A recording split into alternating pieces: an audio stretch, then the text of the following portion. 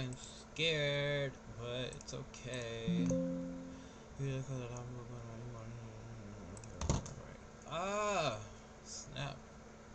Wait, am I hurt? What the fuck is going on with this? Why ain't shit moving? Ah! Okay, there you go.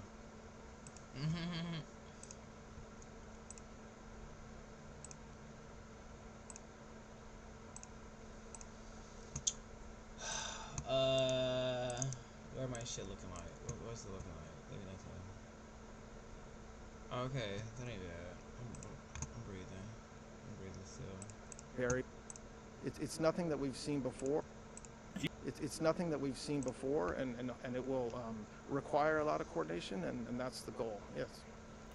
Mr. Acting Attorney General, can you just expand on your comment that nobody has any idea why Ms. Bondi is no longer the Attorney General? It's kind of a weird thing to say. It's kind of a problem if you don't know what it is the President wants you guys to be doing better.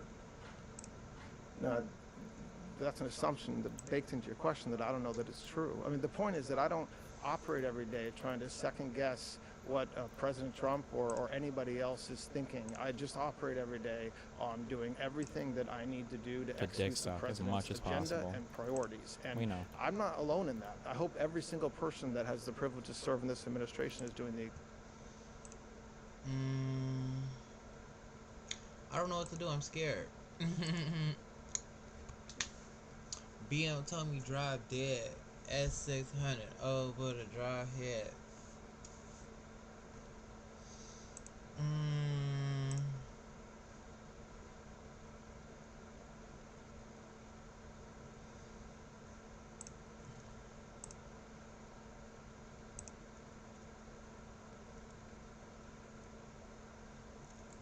Oh my god, I don't know what to do. I'm scared. I'm scared. I'm scared. I'm scared. I'm scared. I'm scared. Hey, okay, that's good.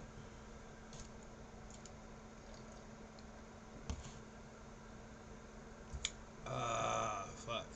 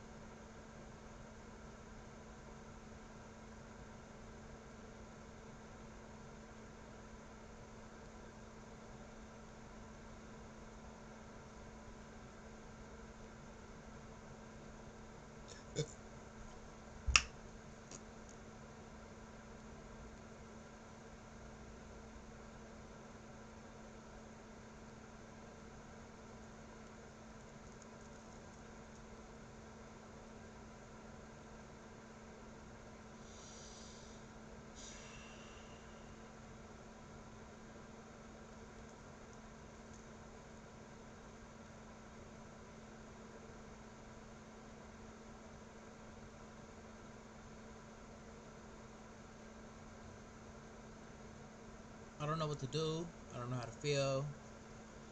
I feel a little wonky, but I don't feel bad. I don't know what to feel actually. Not in a negative sense. But I don't know. I don't know.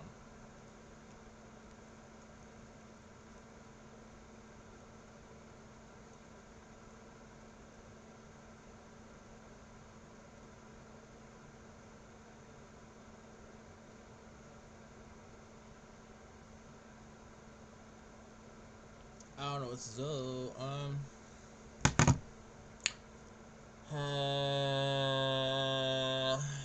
Okay.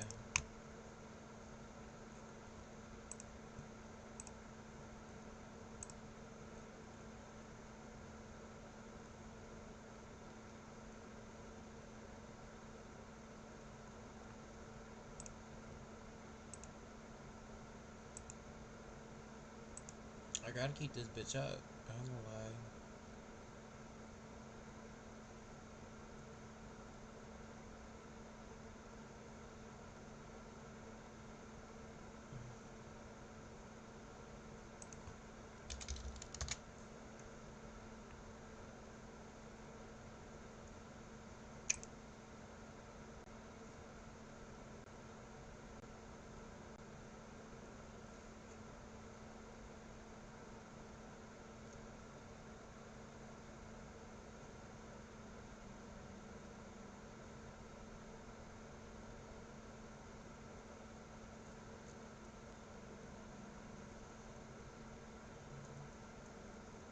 Why can I see shit on this one? Is this it right here? Is that what it say? Right. Yeah. Oh, right. Oh. Hey, cuties. Um.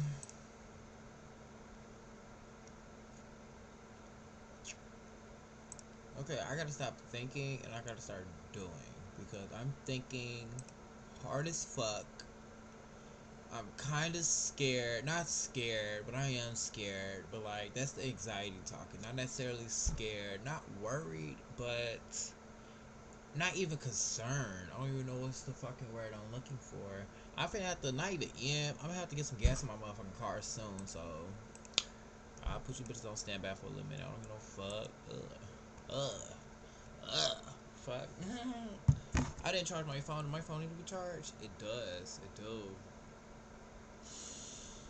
I don't know what to do. I don't know what to think.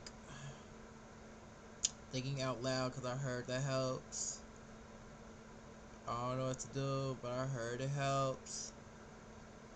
What the fuck to do? What is there to do? He for what, boy? Cut that shit the fuck off. You're overdoing your part. Dog eat dog world, bitch.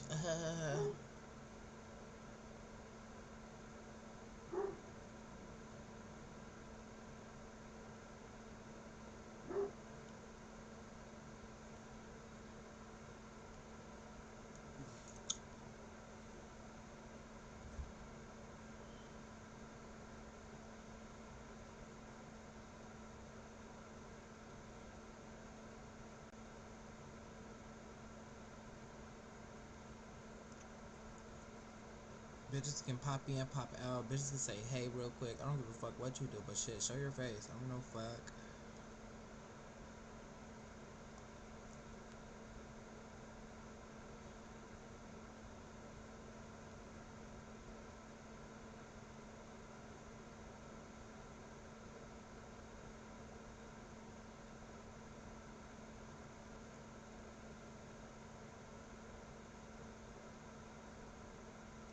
Watch me get handed by AI.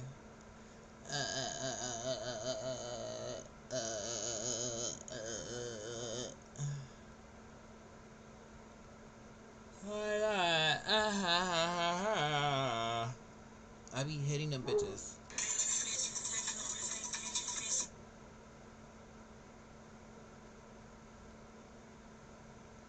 On my mother. Fuck on my mother.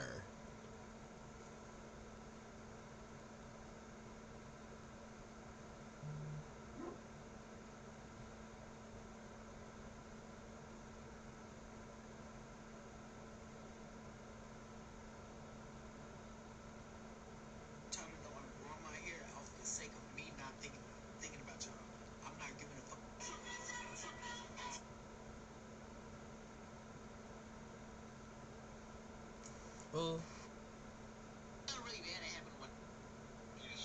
Oh. See, I used to be horned out. Fuck.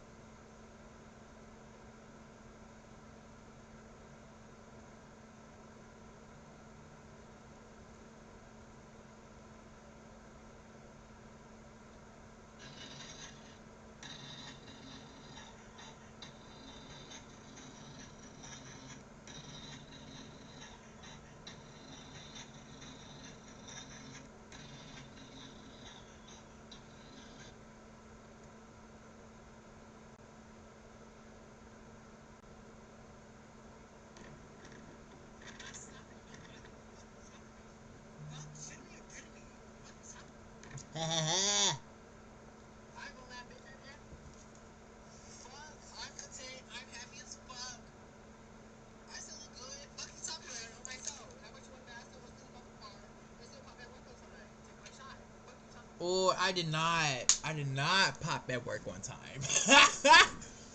That's the gag.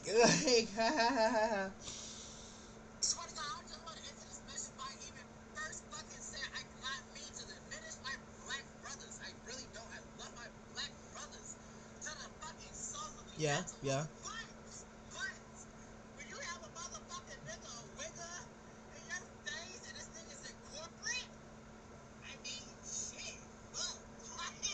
Haha.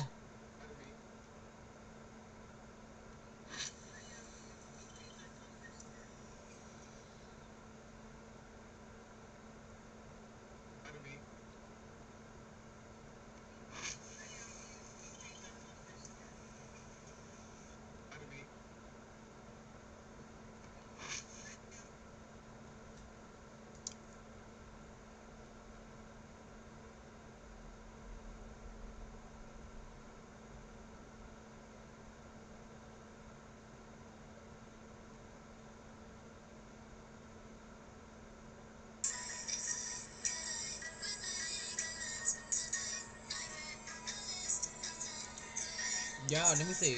Can y'all see it? Damn, brightness. Fuck. Oh. Wow. Him is so cute. What the fuck?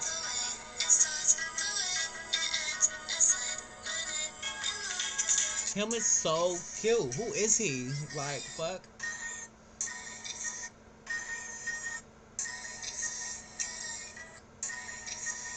Him is so fucking cute.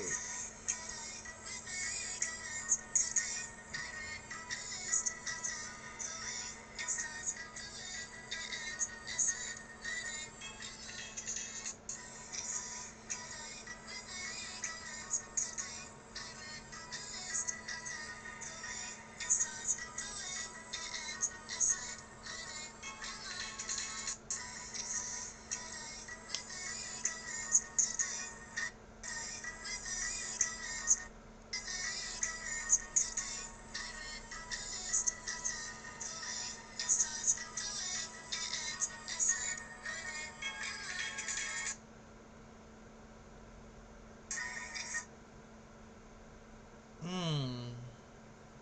Mmm. Yum. That looks so fucking good. Oh my god. I almost came.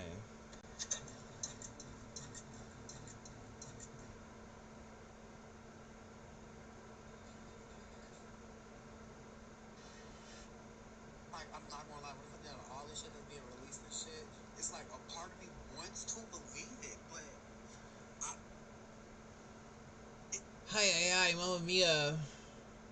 Mamma Mia, Mamma Mia, Mamma Mia. Mamma Mia, Mamma Mia, Mamma Mia. um, I don't know, guys. I don't know what's going on. I'm kind of lost in the sauce. The F. The F. Um, wow. Yeah, thanks. What the oh, wow. Yeah, thanks. You know what? Something is better than fucking nothing, so I'm not even gonna sit here and complain. I'm not. You know what? I'm not. You know what complaint is gonna get me? Nowhere. Nowhere. You know what it is gonna give me somewhere? Action. Oh, action.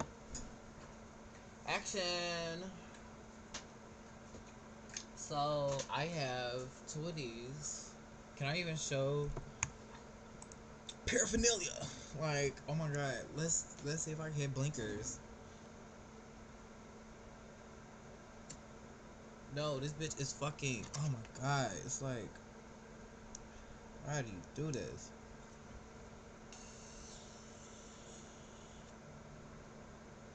Fuck. It's like that shit. I know that fucks me up sometimes. Oh, god damn. Ugh.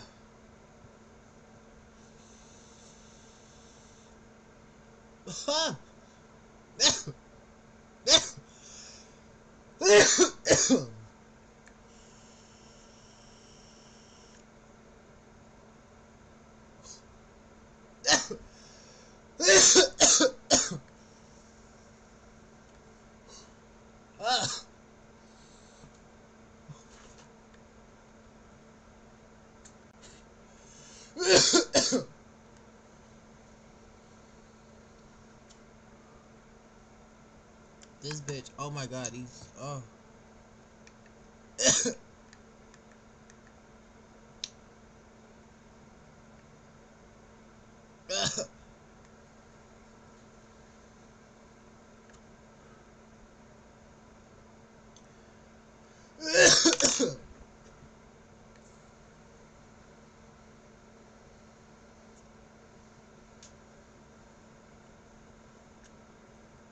This shit fake. This shit fake as hell. Do I got like set this bitch up right? Let's set it up right. Let's see. Ah! Oh. Oh.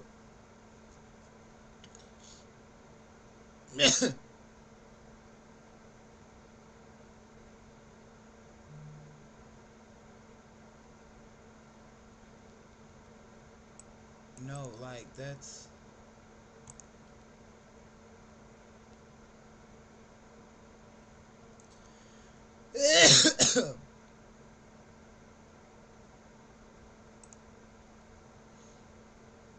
Is this person real? Are they real? If you real, hell yeah, I can do whatever. Buddy boy, fuck.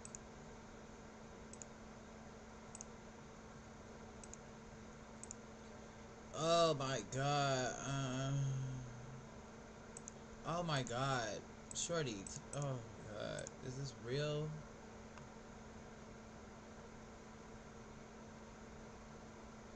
Not found. Sure, you just gave me malware. I'm pissed off. What the fuck? Stop being a send off. Oh. Fuck. Hi, hi, mamma mia. Fuck, fuck, fuck. Like, what's going on? What's going on? What's going on? What's going on? Hi, hi, get this shit out of my face. I don't want to see no negative shit. Please, please, please, please, please. With cherry on top. Please. No. Fuck. Uh. Ugh. Shit, shit, shit. I need to post on TikTok. I need a man up. I don't even know how to even start that shit. It's gonna piss me off. Oh my god. Ooh, I'm just like, I am so like, I don't even know how to feel right now. I'm not gonna lie. I don't. 1, 2, 3, 4. Okay. Destiny, I guess we can play that right there, sure. Whatever. Session offline. What is offline? No, oh, wait. Is it right here? Yeah, I'm good. Okay, right. Whatever, whatever, whatever. Oh my god. Boo, boo, boo. I thought I was gonna have ass on there. I was gonna get banned. Fuck.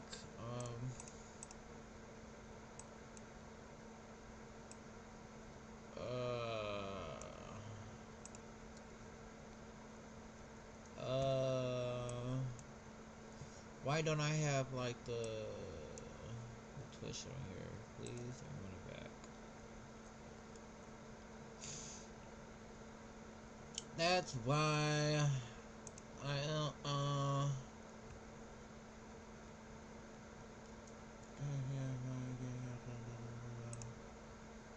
Where is I got Twitch at? Oh my god. Oh snap. Wait guys, wait. I need some Carmex. But wait,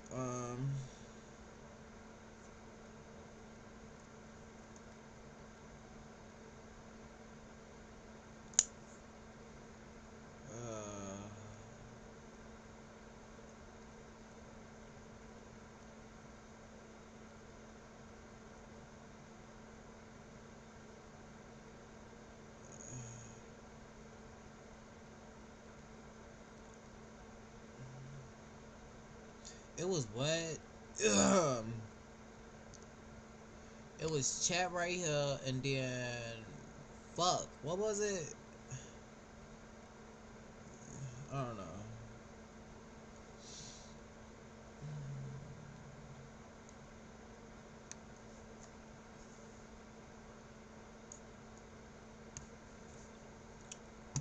Okay.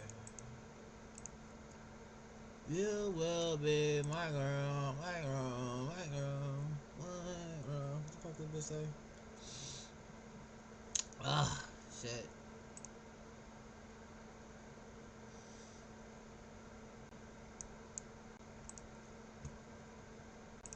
Oh my god. Okay.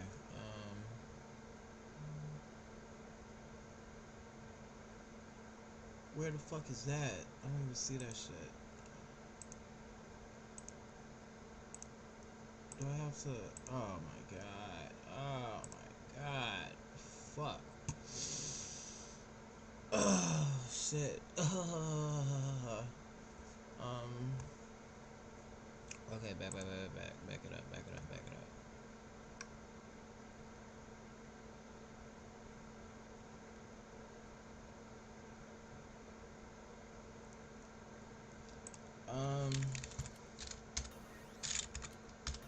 Because I have to sit here and bring it to see now. I'm just so much to do.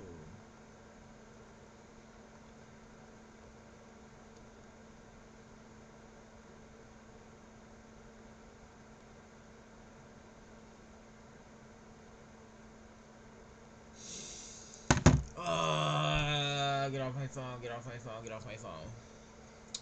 Oh my god, no. Actually, wait, we need one thing only. Oh my god. Oh, okay, get back off my phone, get off my phone. Okay, let's see.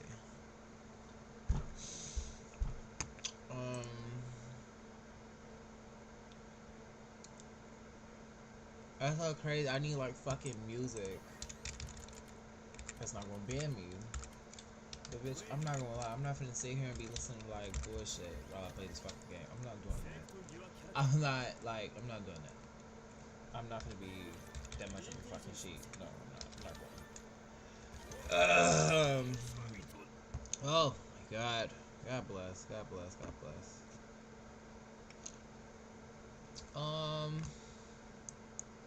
I gotta relax. I'm not relaxed fully. I don't know what to do.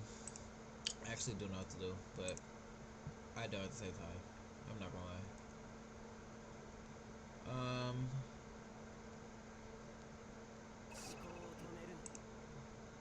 I don't know what the fuck to do. Like, hey viewer. Fuck. Okay. Damn, is this bitch on?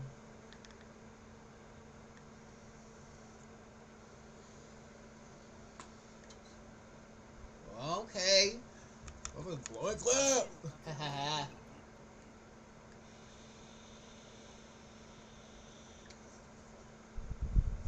Okay. Oh shit. Oh fuck. Oh, Merry Christmas. Oh shit. Let's go. Fuck. Hey nah. Shit. Oh fuck. Hell yeah. Okay. I think I'm done. I think. Oh wait. Shit. Fuck. Oh, I ain't got my whatchamacallit on? Fuck. Damn. Shit. Oh my god. Oh my god.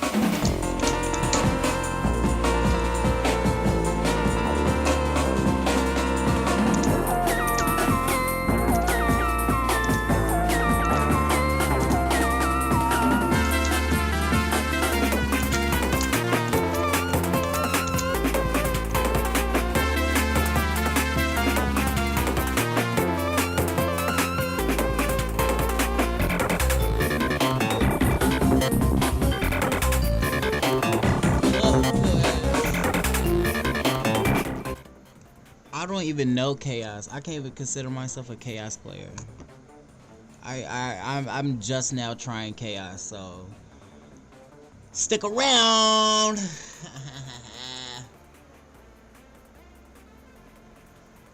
Fuck no bullshit. What's going on, man? Talk to me nice. Like, bullshit. I'm not gonna lie. Chaos ass. It's like he got a lot going on. I play on a keyboard, so my fucking fingers be cramping. But we love us a good challenge. We love a good. We don't like playing life on easy mode. None of that. Sorry. So yeah.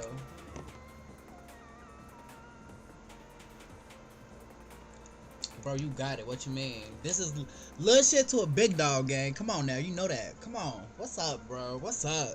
This little shit though. Come on, man. Know that. Haha. Oh, this is my shit too. I love this song. Wait a minute. So I don't know. Like his confirmed, they seem solid. I'm not gonna lie, but what made me pick Chaos? First of all, I like playing. Look at that shit. You just see his idle post. Okay, let me.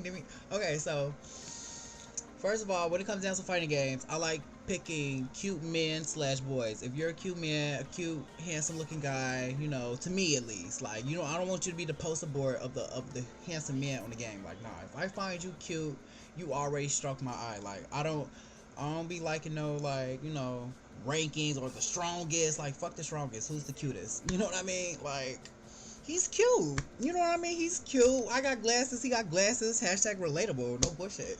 So, I mean, it's like, I don't know. What just meant to be. I used to play Seth. And that's why I move kind of fast on my, like, inputs and shit. I'm pretty sure you peeked. But I went to Seth, then I went to Byakuya, then I tried some bitches. You know, I'm pretty sure you could tell. Oh, I love me some Seth, boo. I ain't gonna lie, that's my baby. No bullshit, that's my baby. I didn't stream when I was playing Seth. I was just more so like playing him to play him and shit. But I only started streaming once I started playing Byakuya, and I'm in my head like, you know, I want the streamers to, the viewers to watch me improve on a character, because that seems more fun than already grounded, solidified character that I know, and they all just like, okay, we could just watch somebody else play some shit. You know what I mean? Like, I want y'all to like be in the progression with me, so that's why I'm like trying new characters and shit. I feel like it's pretty cool, but Seth was my baby. Oh my god, like, oh my god. Make me miss him. Like, oh, can I play? Nah, let me stay with him. Because I want to learn, like, and then I really can't even play. I can't say I can't play Seth anymore, but my fingers done got so used to, like, so many other characters. I was a one trick with Seth. Like, when I was playing Seth, I wasn't really playing nobody else. So now that I'm playing other people, my fingers are kind of weird. I ain't gonna lie. Like, but I love me some. Oh my god, you make me want to play him. I got to play him. I didn't hear that name in I don't know how long. Like, fuck. Look what you doing to me. Like, damn. I swear I don't even remember how to play him. Because, like, my fingers are fucked up. This was my baby. Oh my god. Oh my god.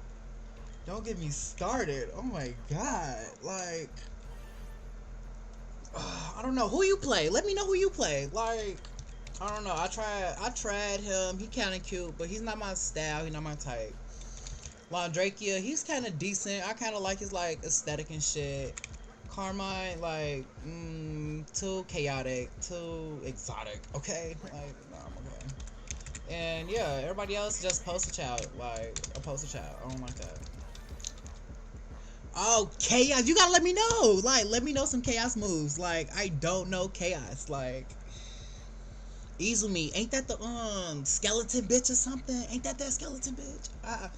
You know, I got the DLCs locked and shit. Like, I don't know.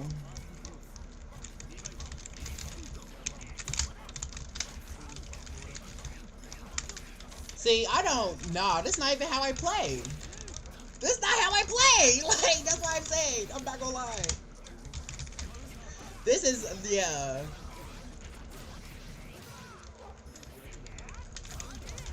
Yeah, see, yeah. My fingers, I can't even play it. I can't. Oh, that's the fish girl. That's the new girl. Okay, she look kind of cute. That's the little blonde eyed bitch right there, the blue hat. Okay, yeah. I ain't gonna lie, like she seemed. Okay, here's my thing about like fighting it as a gay male. You know, I'm not. I'm not. I don't want to say that. It sounds bad, but like when I play games, I'm looking for the man. Okay, I'm looking for the man. Like I'm not. I don't want titties in my face. Laughing but being very serious. I don't want to see thighs and ass. I don't want to see that. Like these bitches was cool, but like they some bitches. Like I'm sorry if that's how. I'm not misogynistic. I love my women, but like I'm not finna stare at my motherfucking screen, hurting my eyes all day, to be looking at titties. No, absolutely not. Absolutely not. I'm not gonna lie. So. But I ain't gonna lie, like her combos and shit, it looked real unique. You know what I mean? Like I like her combos and like how she play out and shit. Like I seen videos and shit. She definitely looked like T. I'm not going for my shit. But po boy here, who's buying DLCs? The game is good. Fuck. I gotta get DLCs. I ain't going for my shit. Hold on, I feel listen to music. I'm gonna lock in. Still talk to me though. Wait.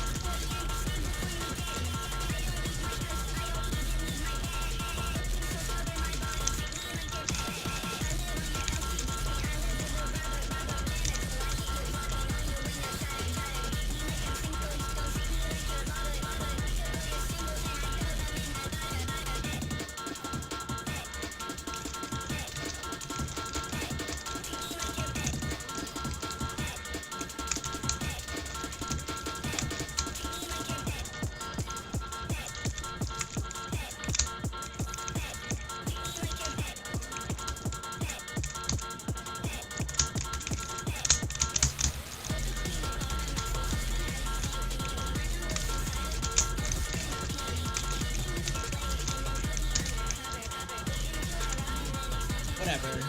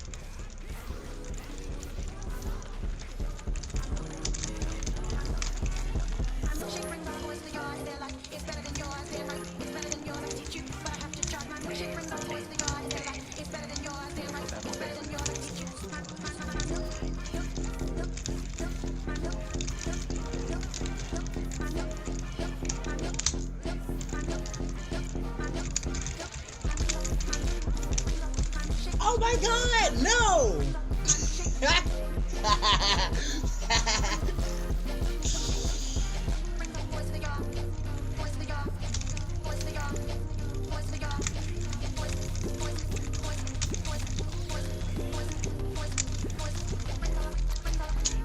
Fuck out of here.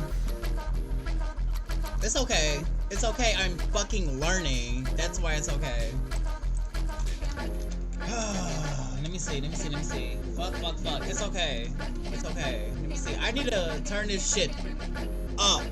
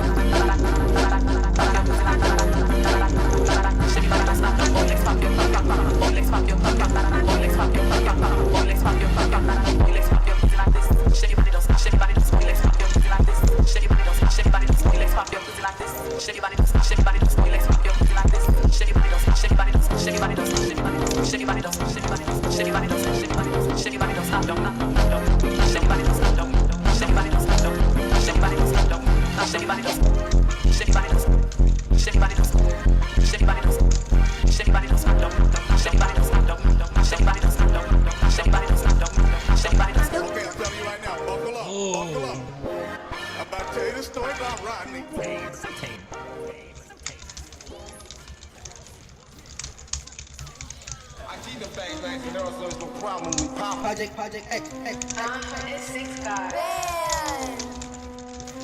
Shut up, I'm on the phone with Rodney.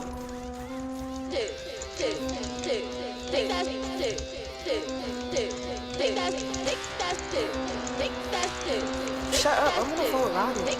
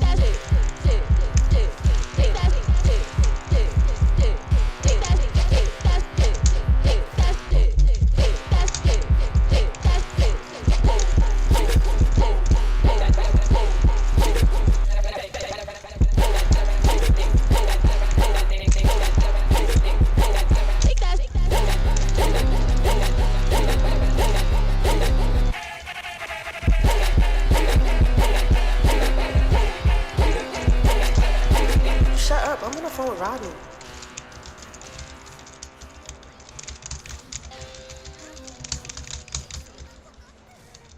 Fuck.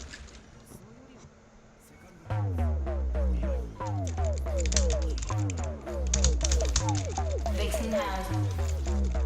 Vixen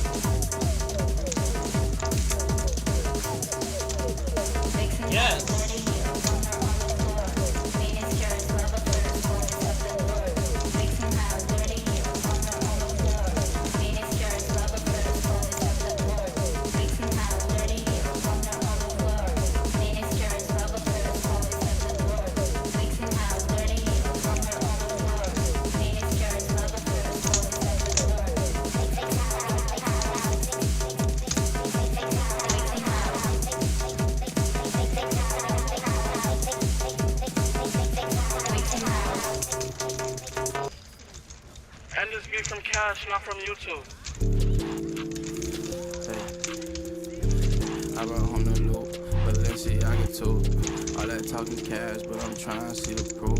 200 on the dash, won't pull over for the whoop. Like my money fast, and my bitch to tell the truth. Get money, we salute, not no liars in that booth. All I sip is red lean, my cup like Swoop.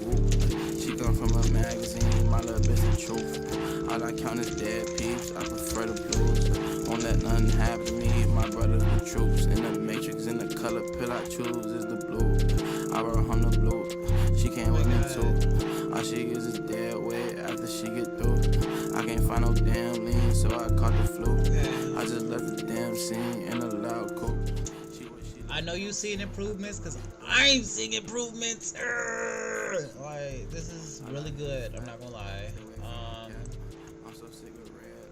So far so good. Not going for my shit.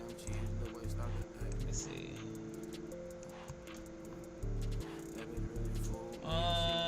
Okay. Cheese don't know how to act. Yeah.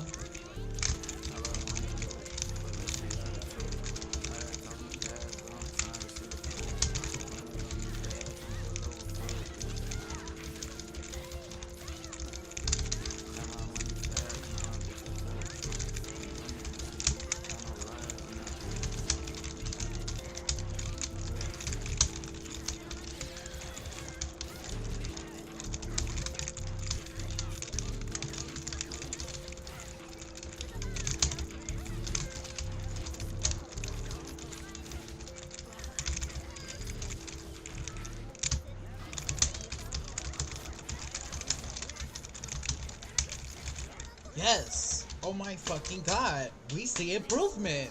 Oh my god.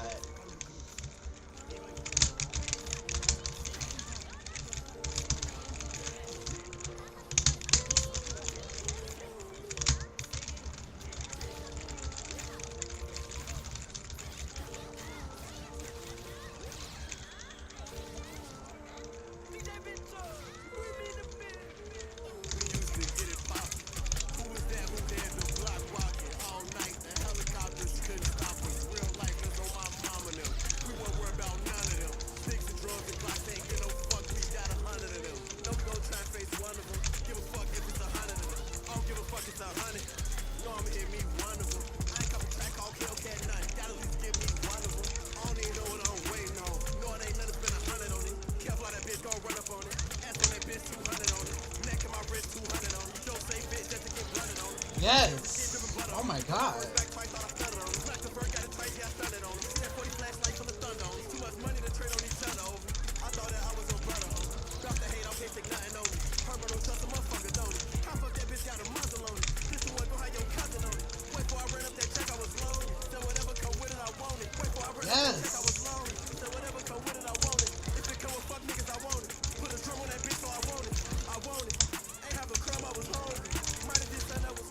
That was good though. I'm not gonna lie, that was good.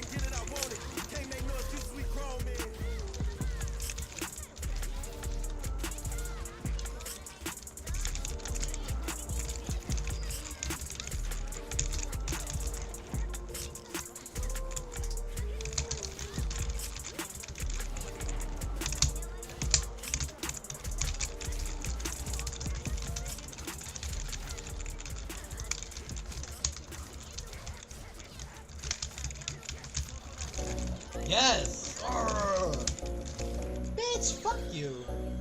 What the fuck? Corny.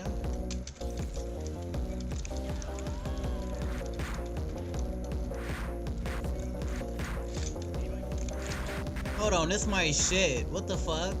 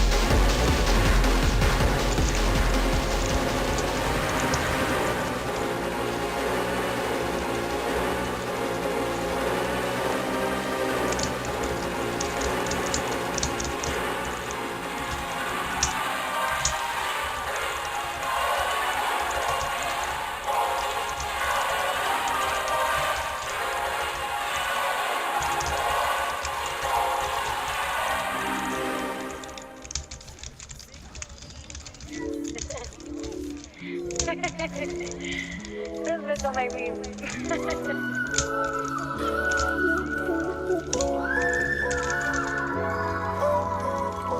Got me all up in my feels, in no kind of place. I be trying to wait, but lately I just wanna keep it real, real. No more playing safe, let's take it all the way. I'm just saying, I just wanna make time for you. Swear it's just right for you. Like this pussy designed for you. 10 out of 5 on you. Know I was out on a line for you. Bet I look nice on you. Open my mind for you. Don't wanna wait on it tonight, I wanna get nasty. What you think about? What you think about? Don't wanna wait on it tonight, I wanna get nasty. What you think about? Don't wanna wait on it tonight, I wanna get nasty. What you think about? What you think about? What you think about? I wanna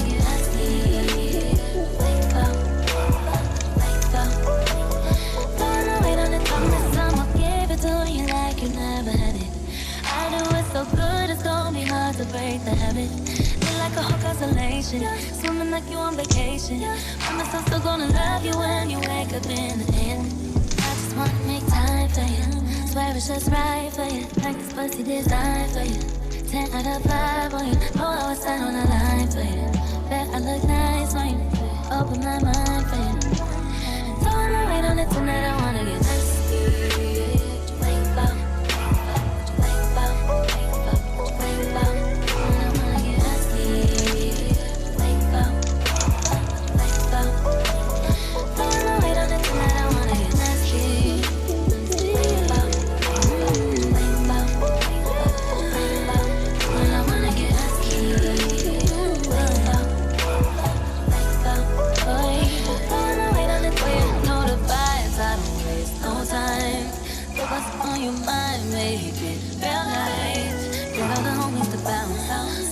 To the couch, trying to get to know how I'm feeling inside. My conversation was so sweet, but still I behave, but boy, I'm weak. And my body's gotta say something to you. There's some way to tell, honestly. True, don't wanna wait on it tonight. I wanna get nasty. Wake up, wake up. Don't wanna wait on it tonight. I wanna get nasty. Wake up.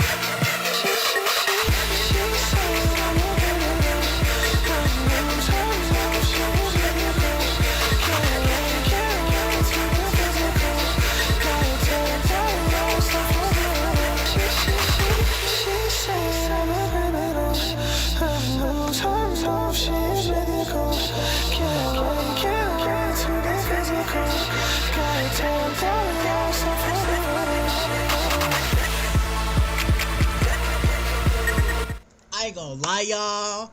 The ones that's watching are the ones that's gonna get it. That fucking come on, bitch. Wake me up. Wake me up. Oh my god. That shit looked good, first off. Like, I'm not gonna be those types of. I mean, that goes for like every puppet like character in like fighting games and shit. But, babe, I'm going to be fighting right alongside his ass. I'm not gonna be da da da da da. Then I'm rushing in. No. As I'm doing inputs, he's in there. Fuck, like, that's what I want. That's what I need. What you talking about? Like, that's what I'm aiming for. I'm not gonna lie. So.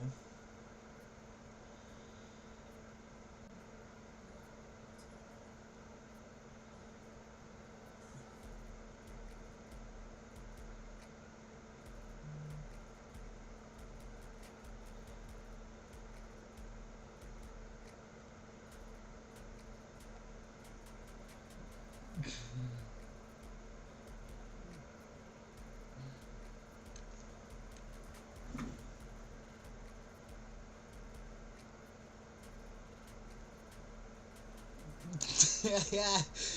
Fuck. Oh, wow.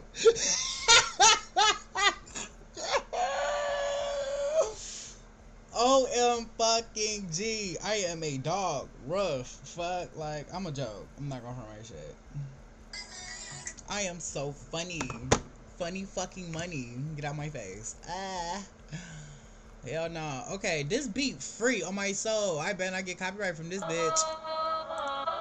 Fuck. Oh my god, let me see. Oh my god, that shit. What? Yeah. What? Yeah. What? No. Yeah. Turn that up. Young Max.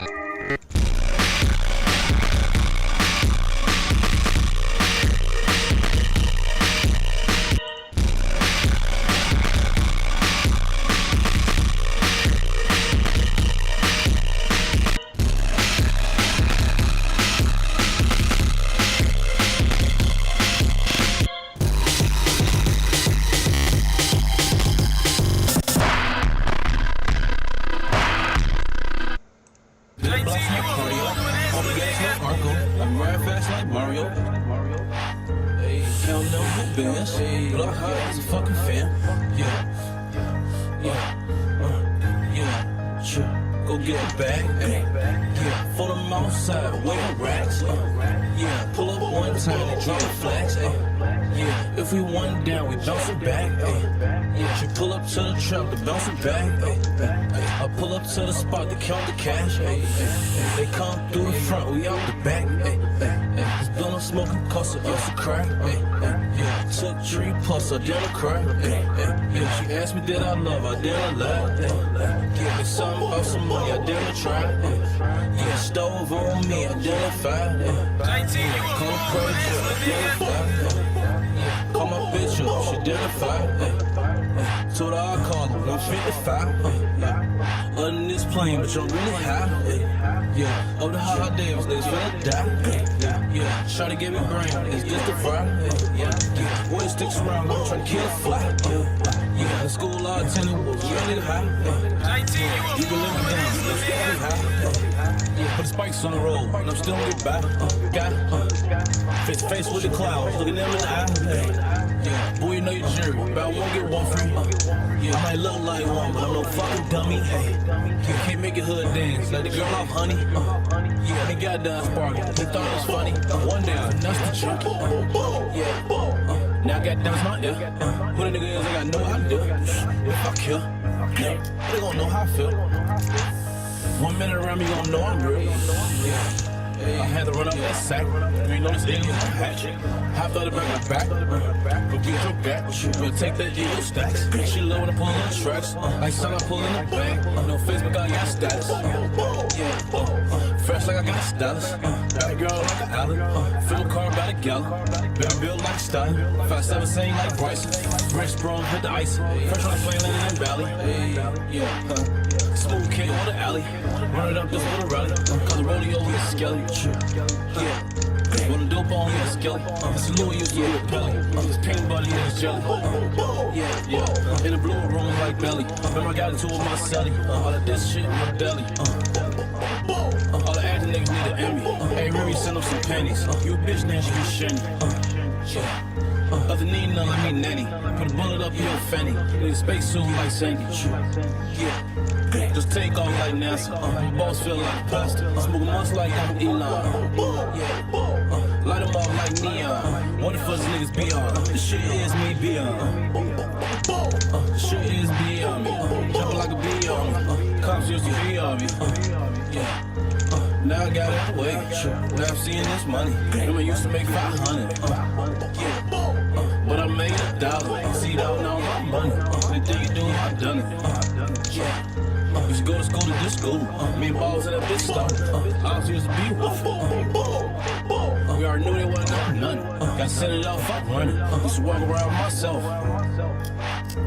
I hit you myself. Little ass boy, I'm taking my belt. You wanna be guest, need my help. Yeah.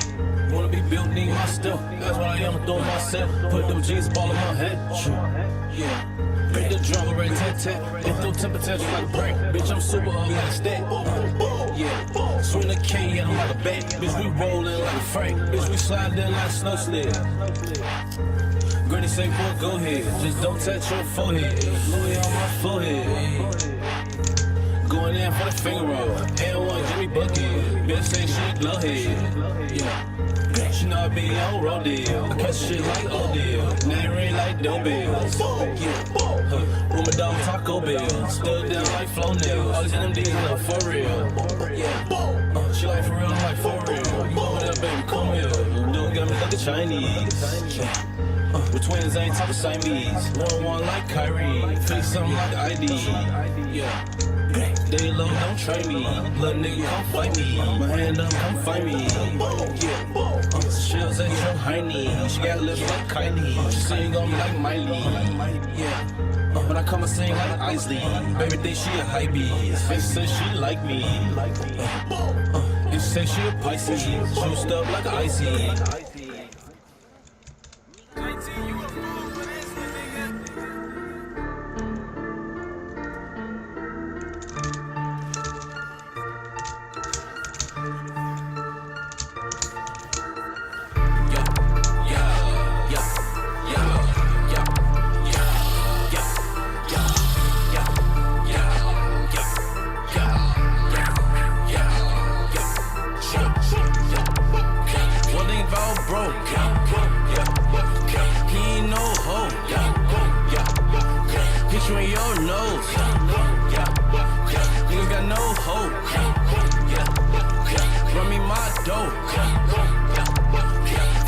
go poke. Call a little folks. Give you a little more.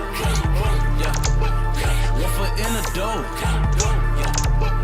Other one in your ass. I'm in the 600 S class.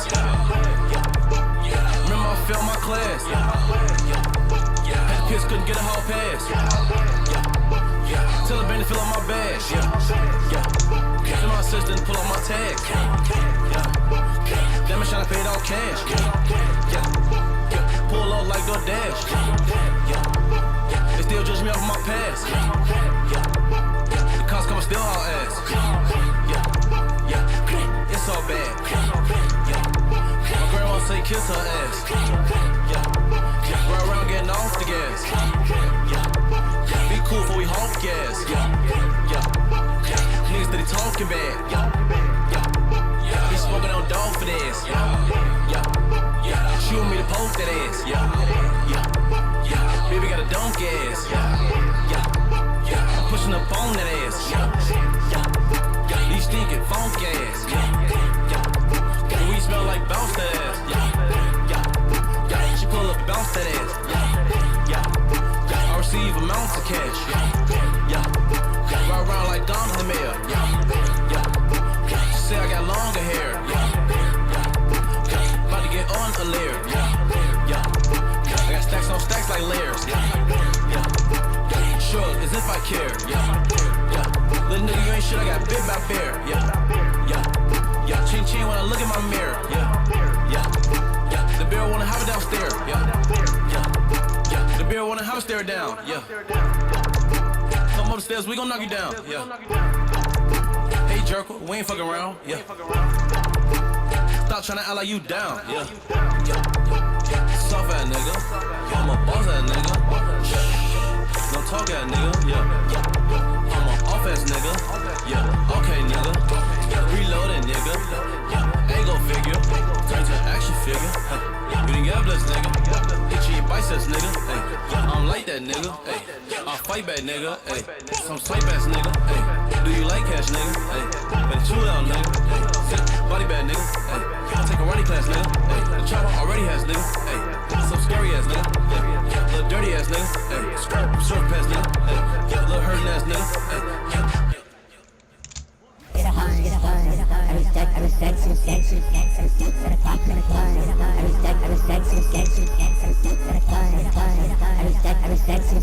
I really do turn you on, don't I?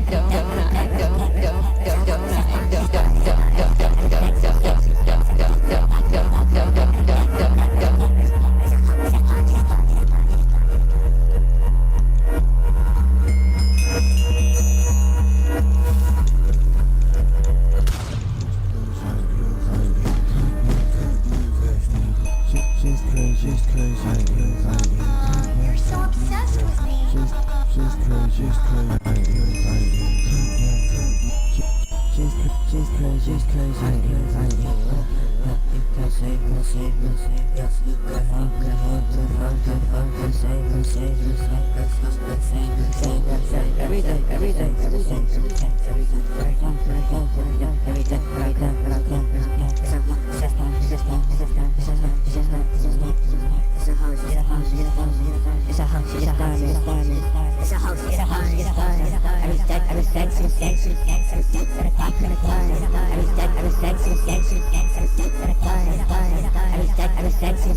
I really do turn you on, don't I?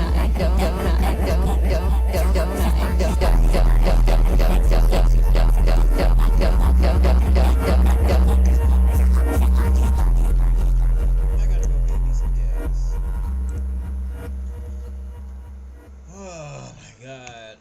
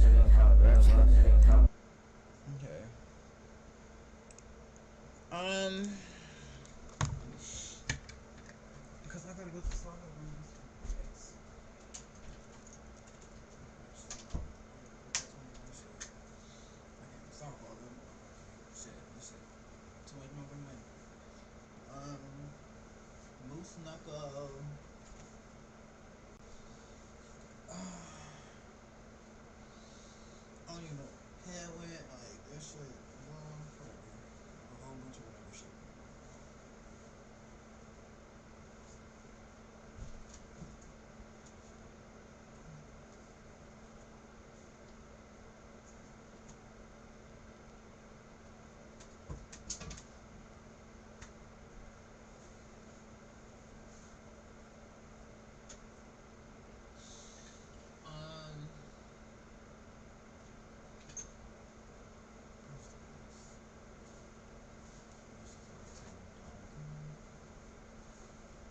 I'm out.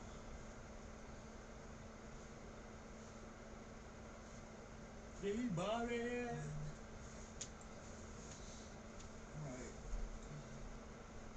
As I, let me see. Just for right now. Exactly the same thing. So what I was commenting. That was pretty well prepared for all this stuff. Having to read it right. It's a great newsletter. Go read it. Sarah reads it. It's my favorite one every day. Yeah. Did you read today's? No, that was 0.0%. I did. I did. You If did? you're a dork out there, you should read. I did read it today. I did, and it was long, but I learned a lot. I learned about fiat currency. Did you know what year we changed to fiat currency? I do now, and you would know if you read the triad. So go subscribe. Deep cuts from Bretton Woods, y'all. I looked at that one today and said, Bye. "Not today, Satan."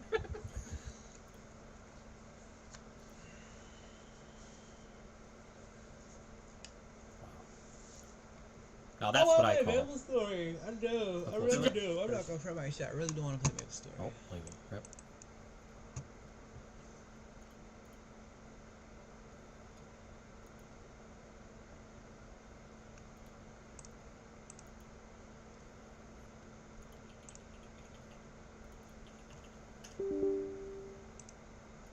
Think you are.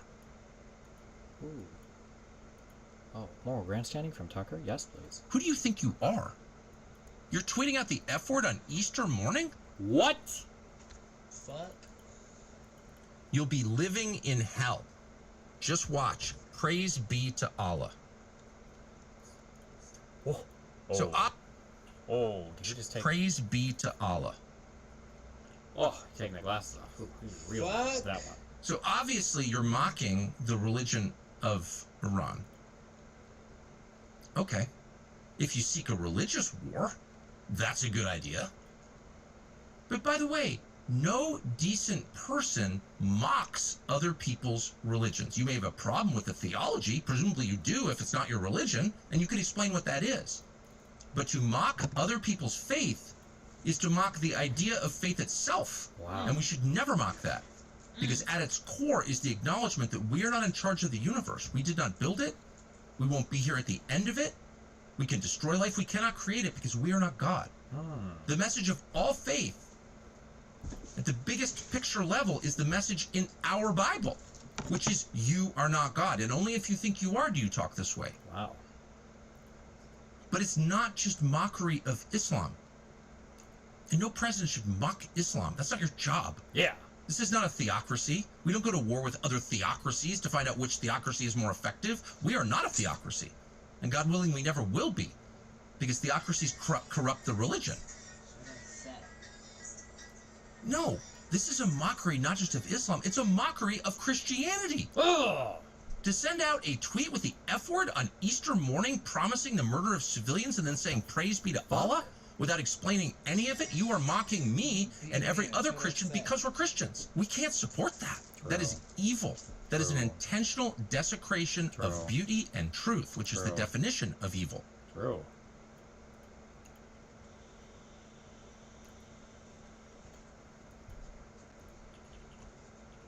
Okay. T for Tucker. Fuck. I saw Tucker. I will say the one thing. I saw Tucker Carlson's video about the post. And listen, like, I commend Tucker in a lot of ways, but in other ways, he's totally lost the plot. Uh-oh. So that post from True Social that I just read, Trump does this sarcastic. He says, praise be to Allah, which I think is crass. I don't think that's appropriate. But Tucker says, how dare you mock Islam? How dare you don't mock Islam?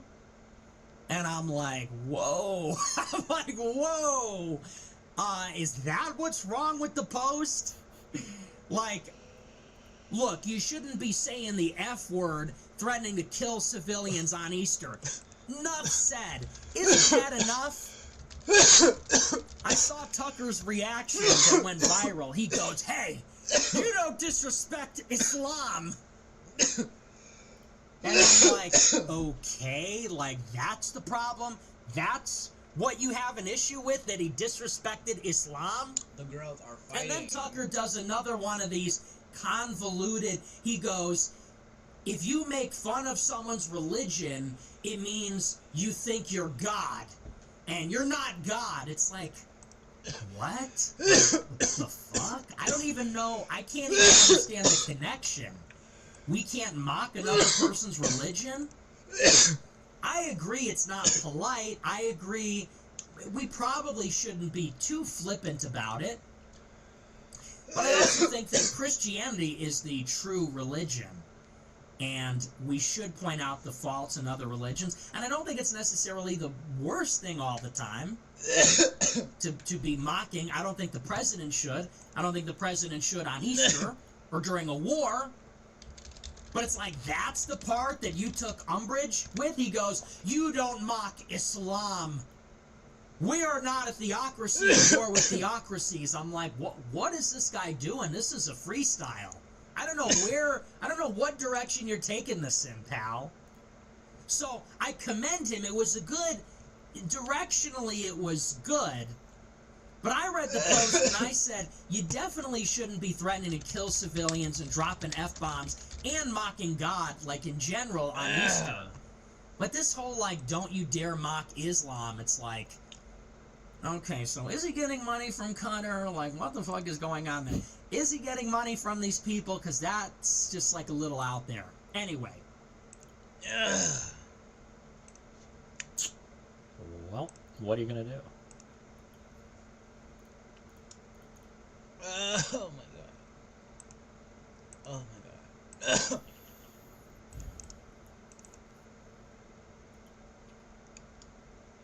Uh-oh. Stop saying taco, guys. Stop this fucking lib shit nonsense. You're implying that Trump is a coward for not committing a genocide. Fucking think about what you're doing for 2 seconds before repeating this Chuck Schumer shite. See, the reason some of you are saying taco is that now you got peace, the nukes aren't flying, and you're safe. You always fucking were. So now it's back to laugh and meme, because the slaughter of innocents is nothing to some of you. All you care about is your own anxiety and treat access. I don't know who needs to tell you this, but Trump not nuking a place is good, actually. We'll see what actually comes of this, but stop this fucking reactionary bullshit. You're going to see taco in other places, lib places, fine, whatever. I expect no less from them, but I expect better from leftists.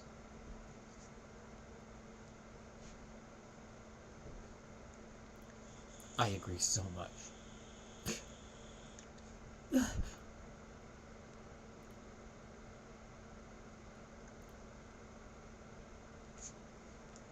In this community, it is a joke. We need jokes. Can we please have jokes, or are they counter-revolutionary? How many layers of irony are we on? We have regular J-Reg watchers here, so I think it's safe to say that we have no way of counting.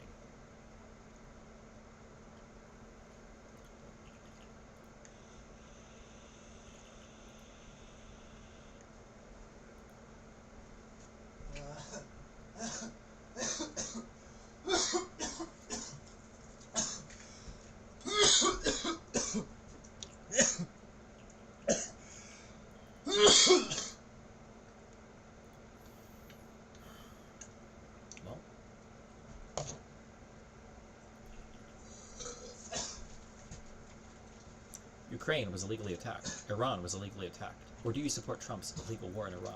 Oh, shit!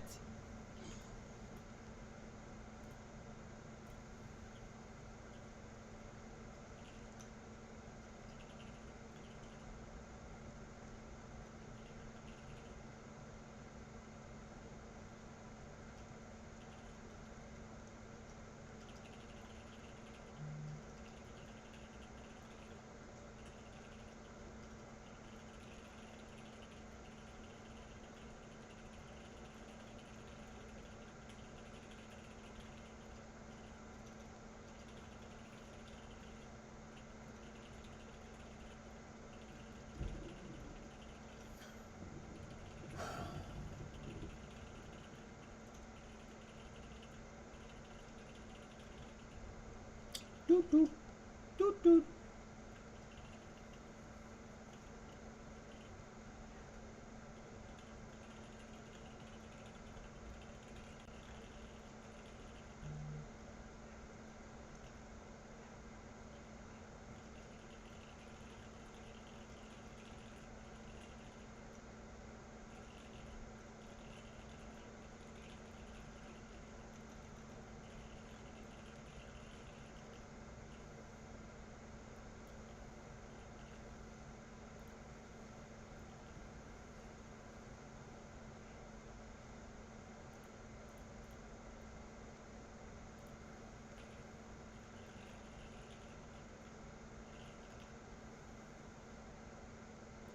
Doot doot doot. Hold on. Wait.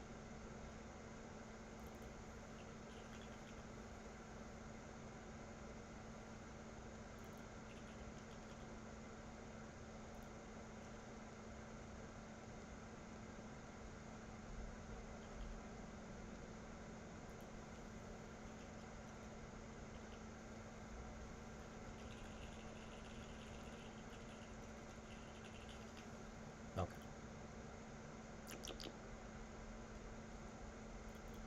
Trump interview with Artemis crew.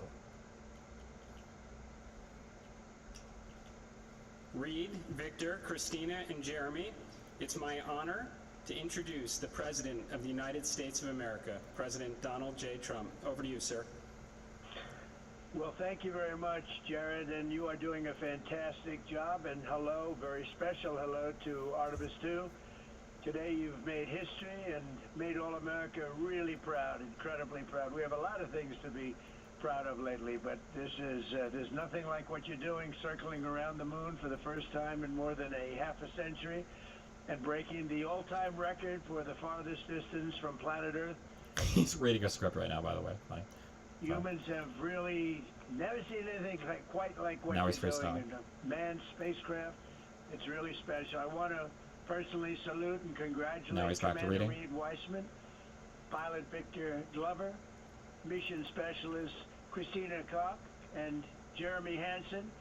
And I also want to thank the entire amazing team at NASA, headed by Good job, guys. Jared, who's a very special guy, by the way. And you all made this day possible, and you've really inspired the entire world. Really, everybody's watching. I find it incredible. I just watch you go to the back of the moon, and people haven't been there in a long time, we could say, but it's going to be more and more prevalent because we're going to be doing a lot of traveling. Is it am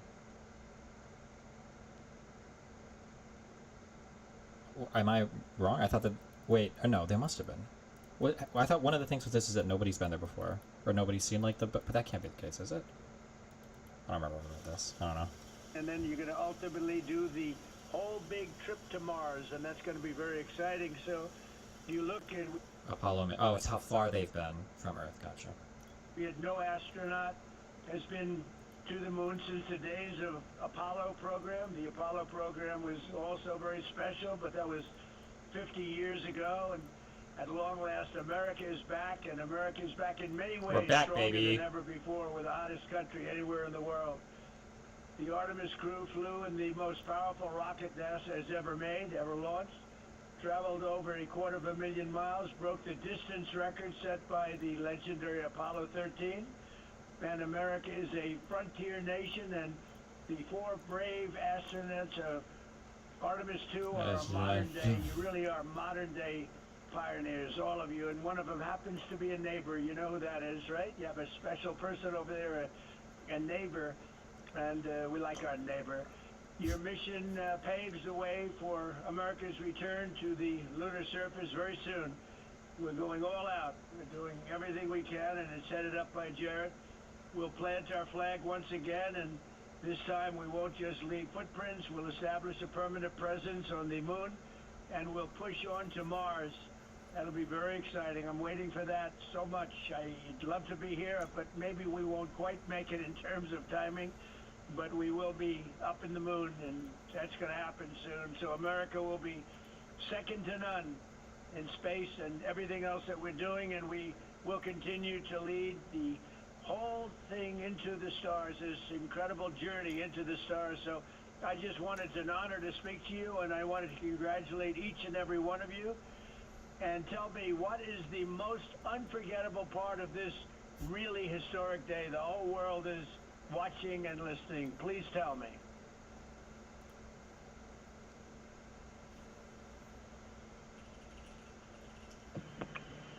President, this call is certainly special to all of us, and we really have a lot of faith. Wait, what's the latency to the... I have no idea. They're pretty far away, right? That might have been... maybe? President, this call is certainly special to all of us, and we really have a lot of faith in our administrator, Jared Isaacman, who is with you. We appreciate his leadership in NASA and in the international community. We are doing great things, and we are proud to be a part of.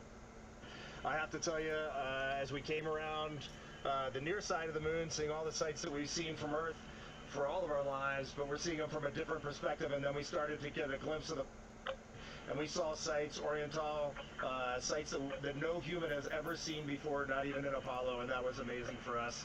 And then the surprise of the day, we just came out of an eclipse where the sun, moon, and the entire dark moon, about that big, right out the window that we were watching. We could see the corona of the sun, and then we could see the planet train line up, and at Mars, and all of us commented how excited we are to watch this nation and this planet become a two-planet species.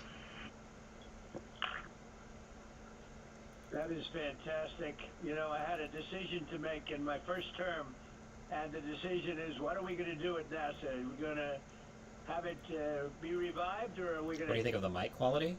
It's funny that you mentioned that. It's actually, they do have to do a lot of work calibrating the voice, because there's a crazy Doppler effect when they're flying away. Like, you know, if somebody's like driving in a car and they shout and they're going really fast, like the sound actually sounds deeper because it's extending the wavelength. When these things are flying away, imagine how much that's impacting the pitch of the voice. So they have to correct for that when they're doing these long-term communications. Close it down, and I had very little hesitation, and it's really great to have somebody like Jared involved, because he really made... How does the sound travel through space to Earth? Well, space is not a perfect vacuum, so technically there is atmosphere, it's just very light. So. Makes it much easier for me, but it was not even a question in my own mind. We've spent what we had to do, and then of course we have Space Force, and Space Force is very much related to what you're doing, and that was my baby. That was a very important one, and it'll turn out to be truly one of the most important, I believe, decisions I've ever made. So we're very proud of Space Force, and we're very proud of all of you. Does anybody How is the microphone floating? That's called phantom power, because that's why it's called phantom power. else have anything to say? A lot of people listening.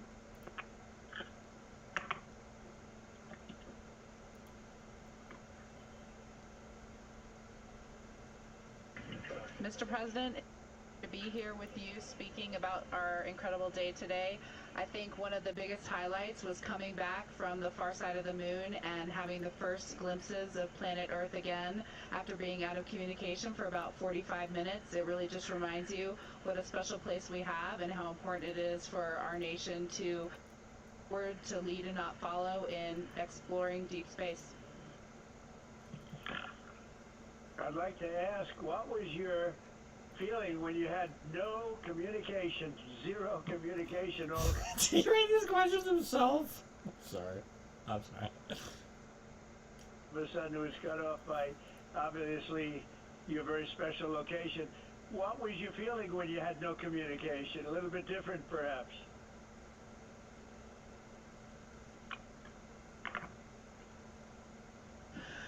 Yes, Mr. President, it was cold. I said a little prayer, but then I had to keep rolling. I was actually recording scientific observations of the far side of the moon. You know, that is actually the time when we were the farthest and the closest to the moon. And so we were really able to make some of our most detailed observations of the far side of the moon up close. And so... Actually, wait, that is a good question. Why would there be no communication areas? They can't repoint or redirect some, like, of the higher orbit satellites or whatever to do communication relays? Is that... is it just not worth it because they're not really, like, out of communication range that long, or... They need to be really far away. I wonder how far up...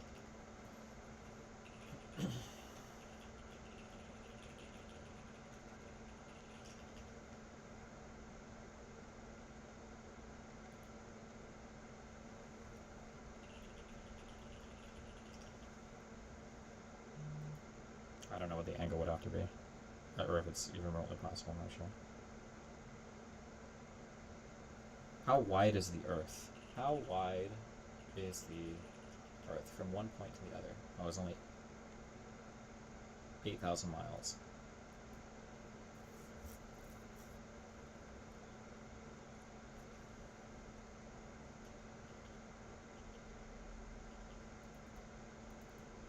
The moon is really far away. Yeah, I don't know how far out a satellite would have to be for them to, on both sides of the Earth, to be able to hit back there. I don't know how far everything would have to be. We were busy up here working really hard, and I must say, it was actually quite nice. Did you see a difference, a big difference between the far side of the moon and the near side of the moon? Was there a difference in feel or difference in look? What did you see?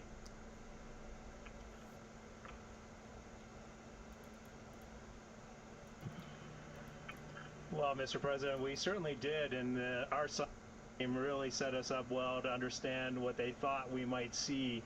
And the gravitational pull of the Earth has had a profound effect on the near side of the moon, changing all those dark mares, those dark patches of the moon you see from Earth. It's very different on the far side. While you see some small patches of those mare in deep craters, it's very much absent on that side, so that's really neat. And while I have the microphone, sir, I just want to thank you on behalf of Canada. The space leadership you spoke of from America truly is extraordinary. I've said this many times before.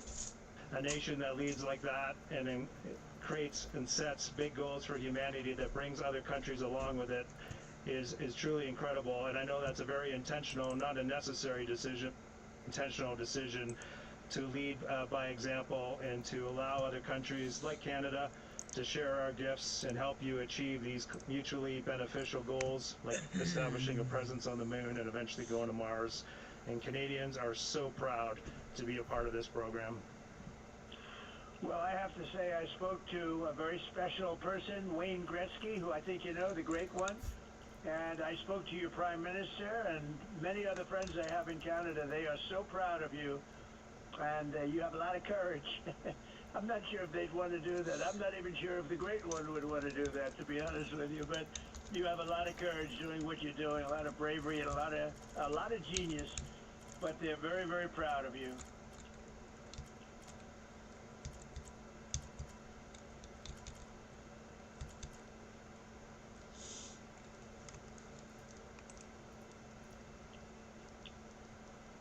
That's delay.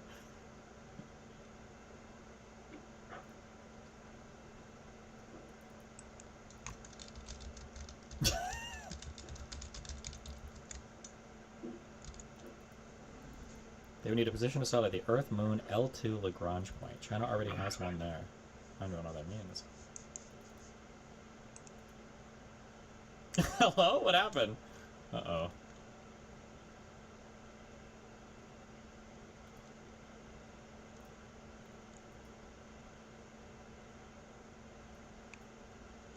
This is funny as hell. Another outlook problem, surely. Are we done? Administrator Isaacman, just get a quick comm check, make sure you guys are still on the line and we didn't have a handover. Genius. Wayne Gretzky, who I think you know, the great one. And I spoke to your Prime Minister and many other friends I have in Canada. They are so proud of you. And you have a lot of courage. I'm not sure if they'd want to do that. I'm not even sure if the great one would want to do that, to be honest with you. But you have a lot of courage doing what you're doing, a lot of bravery, and a lot of genius. But they're very, very proud of you.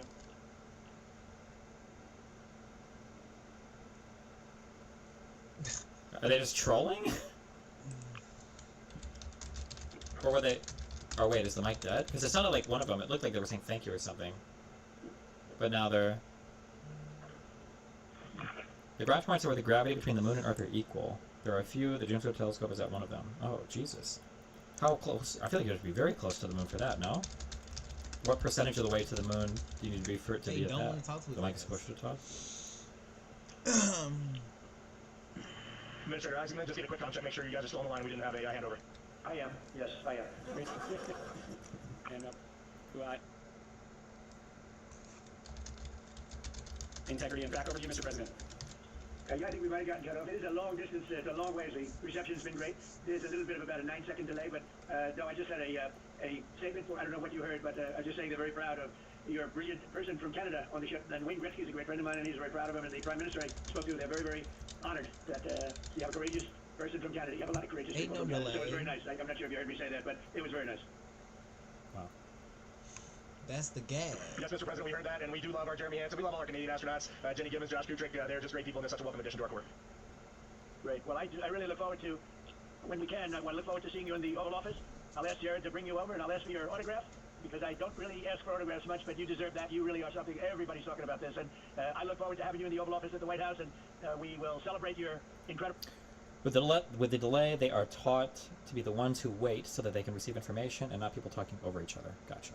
Achievements and triumphs. This is big. This is really big stuff. The whole world is talking about it, and if you have the time, I will certainly find the time. I'll be pretty busy also, as you know, but I will absolutely find the time, and we'll get together, and I'm going to be giving you a big salute on behalf of the American people and beyond that. Thank you for that, Mr. President, and when you want us, we will be there. And thank you for your leadership. Thank you to Jared for his leadership. Really, thank you for taking the time out today to visit NASA. It's really special for us, but it's really special for the team on the ground. A whole team of people all around the world pulled this off, and we just want to say thank you to all of you for this. It is the thrill and honor of a lifetime to have been on this journey. Today was amazing, but this 3-year journey has been amazing, and it was made possible by the American people and the Canadian people, and we're so grateful to you all. Thank you very much. Thank you. Well, thank you very much, and Jared, congratulations. We'll see you soon, and I know that you have Mars very much in your mind, so we'll start thinking about that pretty soon, I think. And thank you, congratulations to everybody. I'll see you at the Oval Office. Thank you for your time, Mr. President. It's been an honor. Thank you very much. Bye. Fuck. Does that mean he still plans on being there? That concludes the event. Thank you. Thank you. Yes. We're going back.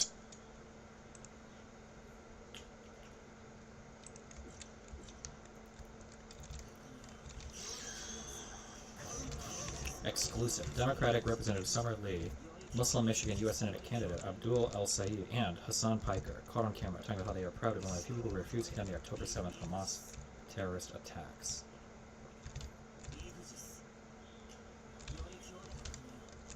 We go into these places, this is no excuse. We go into these places, I remember the days after October 7th. Were they streaming this? Or did somebody take a video and they weren't aware they were being videoed? We go into these places, this is no excuse. We go into these places, I remember the days after October 7th. There was very few of us who were taking that stance. Like, early days, like, on October 7th, when we were like, oh, we can think about what will come next. Because we've seen what's happened before, and we know it happens when, like, the president uses dehumanizing language. And even just to try to, like, steer people away from dehumanizing language, it's 6 of us. You know, 7 out of 535, right? That's not easy. Like, it is choosing to be uncomfortable every single day. And that is our responsibility. It is, right? Don't get me wrong.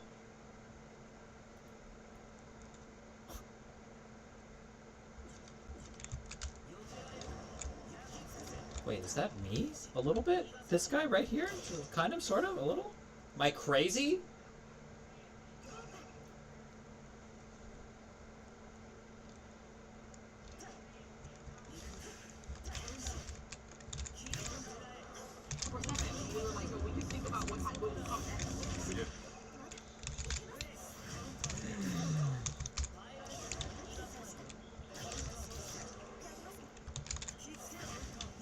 Sorry, I was so late, guys. Sorry. Breaking news, Iran's foreign minister just responded to Trump's ceasefire announcement. I want to read part of it to you. It's an hour ago. He says, if attacks against Iran are halted, our powerful armed forces will cease their defensive operations. For a period of 2 weeks, safe passage through the Strait of Hormuz will be possible via coordination with Iran's armed forces and with due consideration of technical limitations. Obviously, those words are crucial there. And the Supreme National Security Council of Iran has also issued a statement that I have here, and I'll just share you a couple of the important lines here. One of them is that the regulated passage through the Strait of Hormuz under the coordination of the armed forces of Iran, thereby conferring upon Iran a unique economic and geopolitical standing, which sounds like, in a translation, Iran saying that they see this as acknowledgement that they control the Strait of Hormuz. Let's go to Zachary Cohen, our national security reporter here. Zachary, what are you learning about this? We're just getting these dual statements, one from Foreign Minister Abbas Araghchi and also from the Supreme National Security Council that I just shared part of. What else stands out to you here? Yeah, Aaron, the piece of this about the Strait of Hormuz really is the most remarkable thing, I think, that jumps out immediately and says Pakistan has submitted the same to the American side. Said plan emphasizes fundamental matters, inter alia, the regulated passage through the Strait of Hormuz under the coordination of the armed forces of Iran, thereby conferring upon Iran a unique economic and geopolitical standing. So effectively that's reiterated in the tweet as well, saying that at least for the period of 2 weeks, the Strait of Hormuz will be open effectively, though with coordination via the Iranian military. And it's important for people to remember that the Strait of Hormuz was not controlled in a literal sense by Iran prior to those U.S. Israeli joint military strikes that kicked off this entire conflict several weeks ago. Iran responded to those strikes by closing the Strait of Hormuz, and it appears that this ceasefire is predicated, at least in part, on the legitimization of Iran's control of that key waterway, and that goes with an implication of if the waterway can be opened temporarily, Iran likely could reclose the strait should negotiations not progress in a way that they see fit, effectively. So it also says that talks between the U.S. and Iran should occur as soon as this week. In Islamabad, Pakistan has been acting as the key primary intermediary country between the U.S. and Iranian regimes. A lot to hammer out here, but the Iranian statement does seem to suggest that, in principle at least, the Trump administration has agreed to the broad contours of their 10-point proposal, at least as a starting point for these negotiations. And again, it's hard to overemphasize how important the Iranian control and demand that that control be legitimized of the Strait of Hormuz is as far as a starting point for these talks. Very important.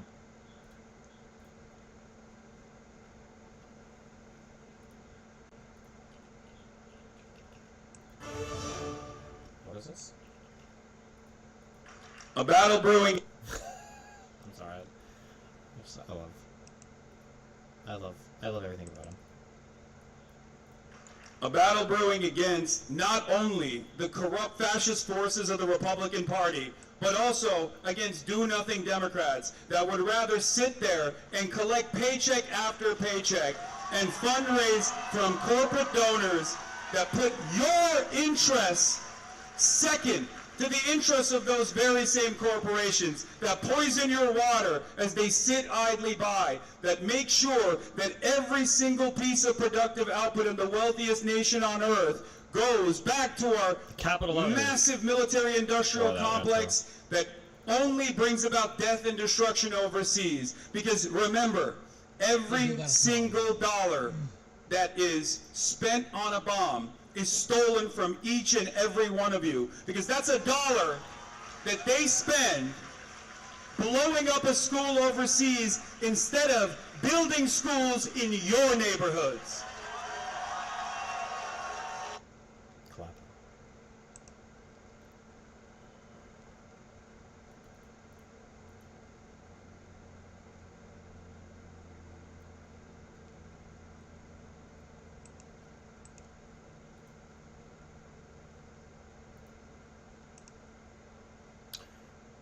What is this? More sound slap.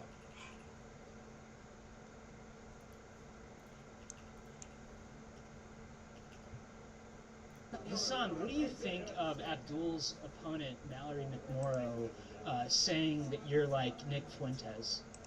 I think it's a heinous smear. Heinous. I don't really think McMorrow knows anything about me. Some of the senators, like Elise Slot getting Cory Booker, have been even more forthcoming about openly not knowing who I am, claiming that they don't know who I am, and admitting that they're just basically delivering talking points that someone else has given them. I don't fault them for it. They're trying to win a race. It is a heinous smear at the end of the day, and it's one that many of these groups actually apply because they can't have a conversation about Israel's influence over American foreign policy on moral terms. So instead of attacking the message, they attack the message. Yeah, what do you think of Alyssa Slotkin joining Bill Maher and saying that that's okay, but not being willing to stream with you? That's crazy. This double standard is existent in American politics. Islamophobia is oftentimes not considered at all. Oh, he's so Islamophobic. Or, well, actually, that's not what he's bringing on. Omar is not only an Islamophobe, but he's also demonstrated anti-blackness at every turn. But at the end of the day, he is a representative of the same forces of politics in this country that are aligned with the establishment goals, and therefore, there's never a question about participating on his show.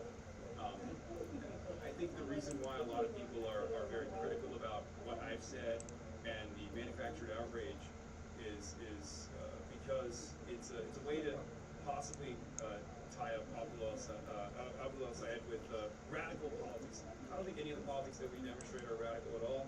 I think we're speaking to a lot of people. That's why there's a lot of people out here, a lot of young people, a lot of old people as well, because they're sick and tired of business as usual politics. He takes so long to make a simple point. It's because he's not like critically or dynamically engaging with anything. It's like you ask a question and there's like kind of like these pre-memorized kind of prompts or responses that he gives based on what the prompt is. There's not really like an actual back and forth. So it's always going to sound like this. If they want something more, they want more responsive politicians that will say no to endless wars and instead will demand that the wealthiest nation on earth take care of its citizens. Abdul, are there any views that Hassan holds that you would disavow while you're with him right now? I'm not here to disavow people's views. I'm here to have a conversation about how to get money out of politics, put money back in pockets, and pass Medicare for all. That's a conversation that folks are here to listen to. This whole gotcha game, platform policing, cancel culture, I thought we were over it. Who does platform policing and cancel culture stuff? I thought we lived through the whole discourse of Sherman on Rogan, and there's a lot that I would look at what Rogan said that I would disavow. So that's still on his show. And so I just think that we need to get over this if we're serious about winning elections. At the end of the day, not everybody reads political, as much as I know you wish and I wish that they did. Not everybody watches CNN, not everybody watches MS Now or Fox Insights, which I did this morning, despite the fact that I disagree with them on almost everything when it comes to this war and the Trump administration. At the end of the day, though, I'm not policing platforms. I'm going on platforms to have conversations about the kind of politics that we want to build. I think Hassan has built painstakingly a platform. Painstakingly. Feel like they've been locked out of our politics. It's critical that we share conversations with them. You see the kind of excitement that creates, and that's what we're focused on. But do you concede there's a difference between campaigning with him and going on his Twitch stream? True. I think that's a very old-fashioned question. It's not an old-fashioned. Oh, see, they need the language. My 4 conversation buckets. They need the. Right. I mean, I think at the end of the day, like we streamed all the way here, so I was on the screen. We streamed the entire conversation, and I think the question of again. You cannot engage with some of these platforms because you might disagree with some of the things that are said. I think that is exactly, that kind of platform policing is exactly why Democrats too often fail to get our message out to everybody. We believe in our message, and we've got to be willing to take it everywhere. We talked earlier today, Adam, about the role of persuasion in politics. I think too often Democrats have forgotten how to persuade. And part of that is because often we don't think our positions are persuasive enough. I think our positions are plenty persuasive. So I'm going to take them everywhere. We'll have conversations with folks I agree with, folks I disagree with, folks that we share nothing with. I've done content with food creators and workout creators, but I want to take my message everywhere. Friendly fire? Around that, and so I'm grateful that he's here with us today to have a conversation to build a movement, get money out of politics, put money back in pockets. I know they did that. Last question, Hassan. What does the 2028 Democrats' pushback against you say about their effort to rebuild a big Democratic tent? I feel like there are a lot of people that are worried that this primary cycle is going to reshape the future of the Democratic Party with a vision that puts people first as opposed to corporate entities and foreign countries' interests first. And there are some people who I think are worried about what that says about their position. We saw with Ronald Reagan's victory and the response that some in the establishment of the Democratic Party had, the forces that they aligned with within the Republican Party, how many hurdles they set up in front of him. And I don't think it was because they were worried that Solana was going to be unsuccessful. I think it was because they were worried that he would become successful. We've seen that his popularity has grown throughout time because he's demonstrating competent governance and showing the entire country as a national figure that you can really dial in and work for your constituents, the people that elected you, without compromising on your values. And that causes a little bit of tension with politicians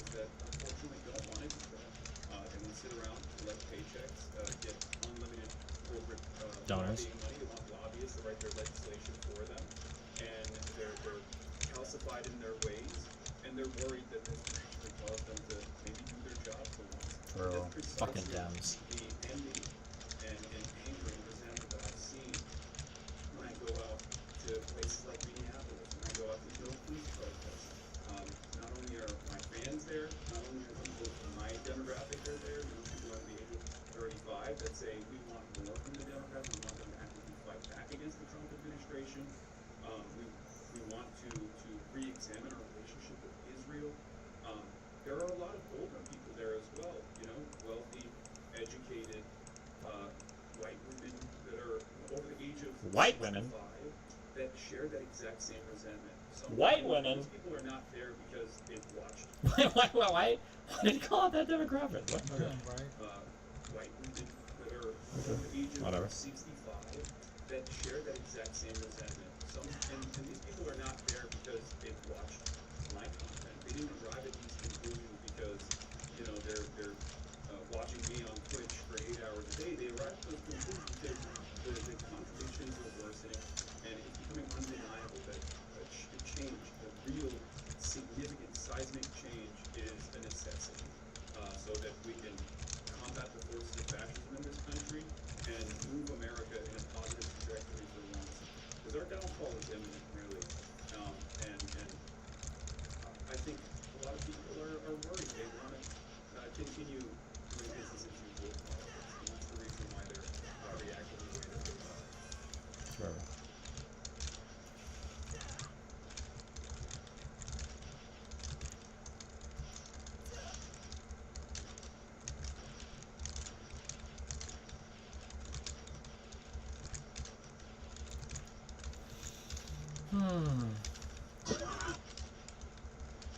I have a friend who's been talking with software engineers at their new job, and every time I've talked to them since, it sounds like this. Yeah, blow me down, kill me. Type of shit I love. I live for this type of shit, blow me the fuck down. I know somebody got a gun, kill me, shit. Okay. What? Oh my god, what? Oh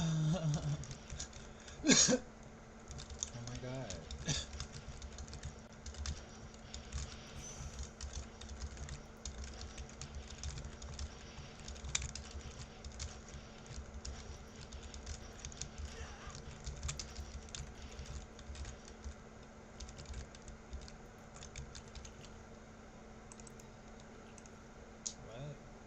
Level 50? Okay. Time to hit him up with the big one.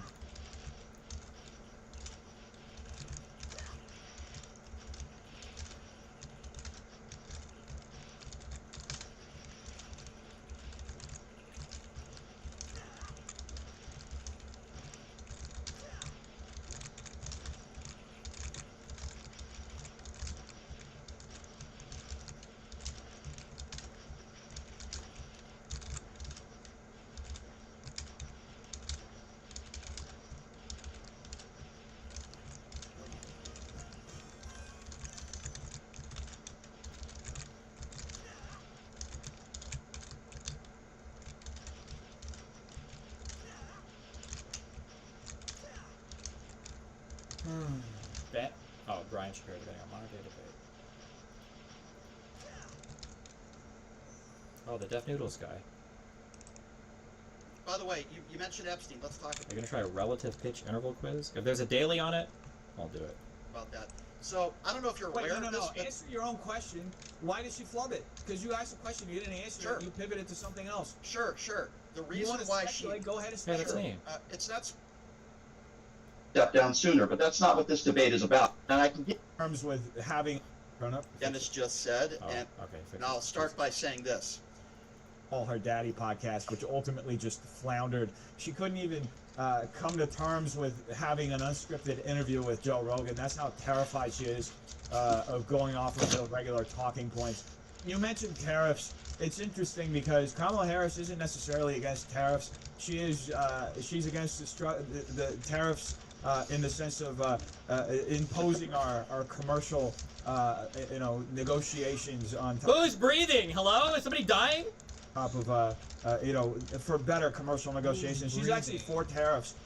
in when it comes to electric EV mandates, when it comes to these sorts of woke environmental policies that have crippled my state of California. Man, that you can't funny even as build, fuck. you can't even They change a funny garage as door hell. without having to Stupid get as 9 fuck. inspections Come on it. on, That's what man. Kamala Harris. That's what her Stupid. vision for the I whole hate country is. So yeah. It's funny you bring up all these funny as points. You fuck. just had a whole bunch of word vomit for about 5 minutes where you just. Are we not at war?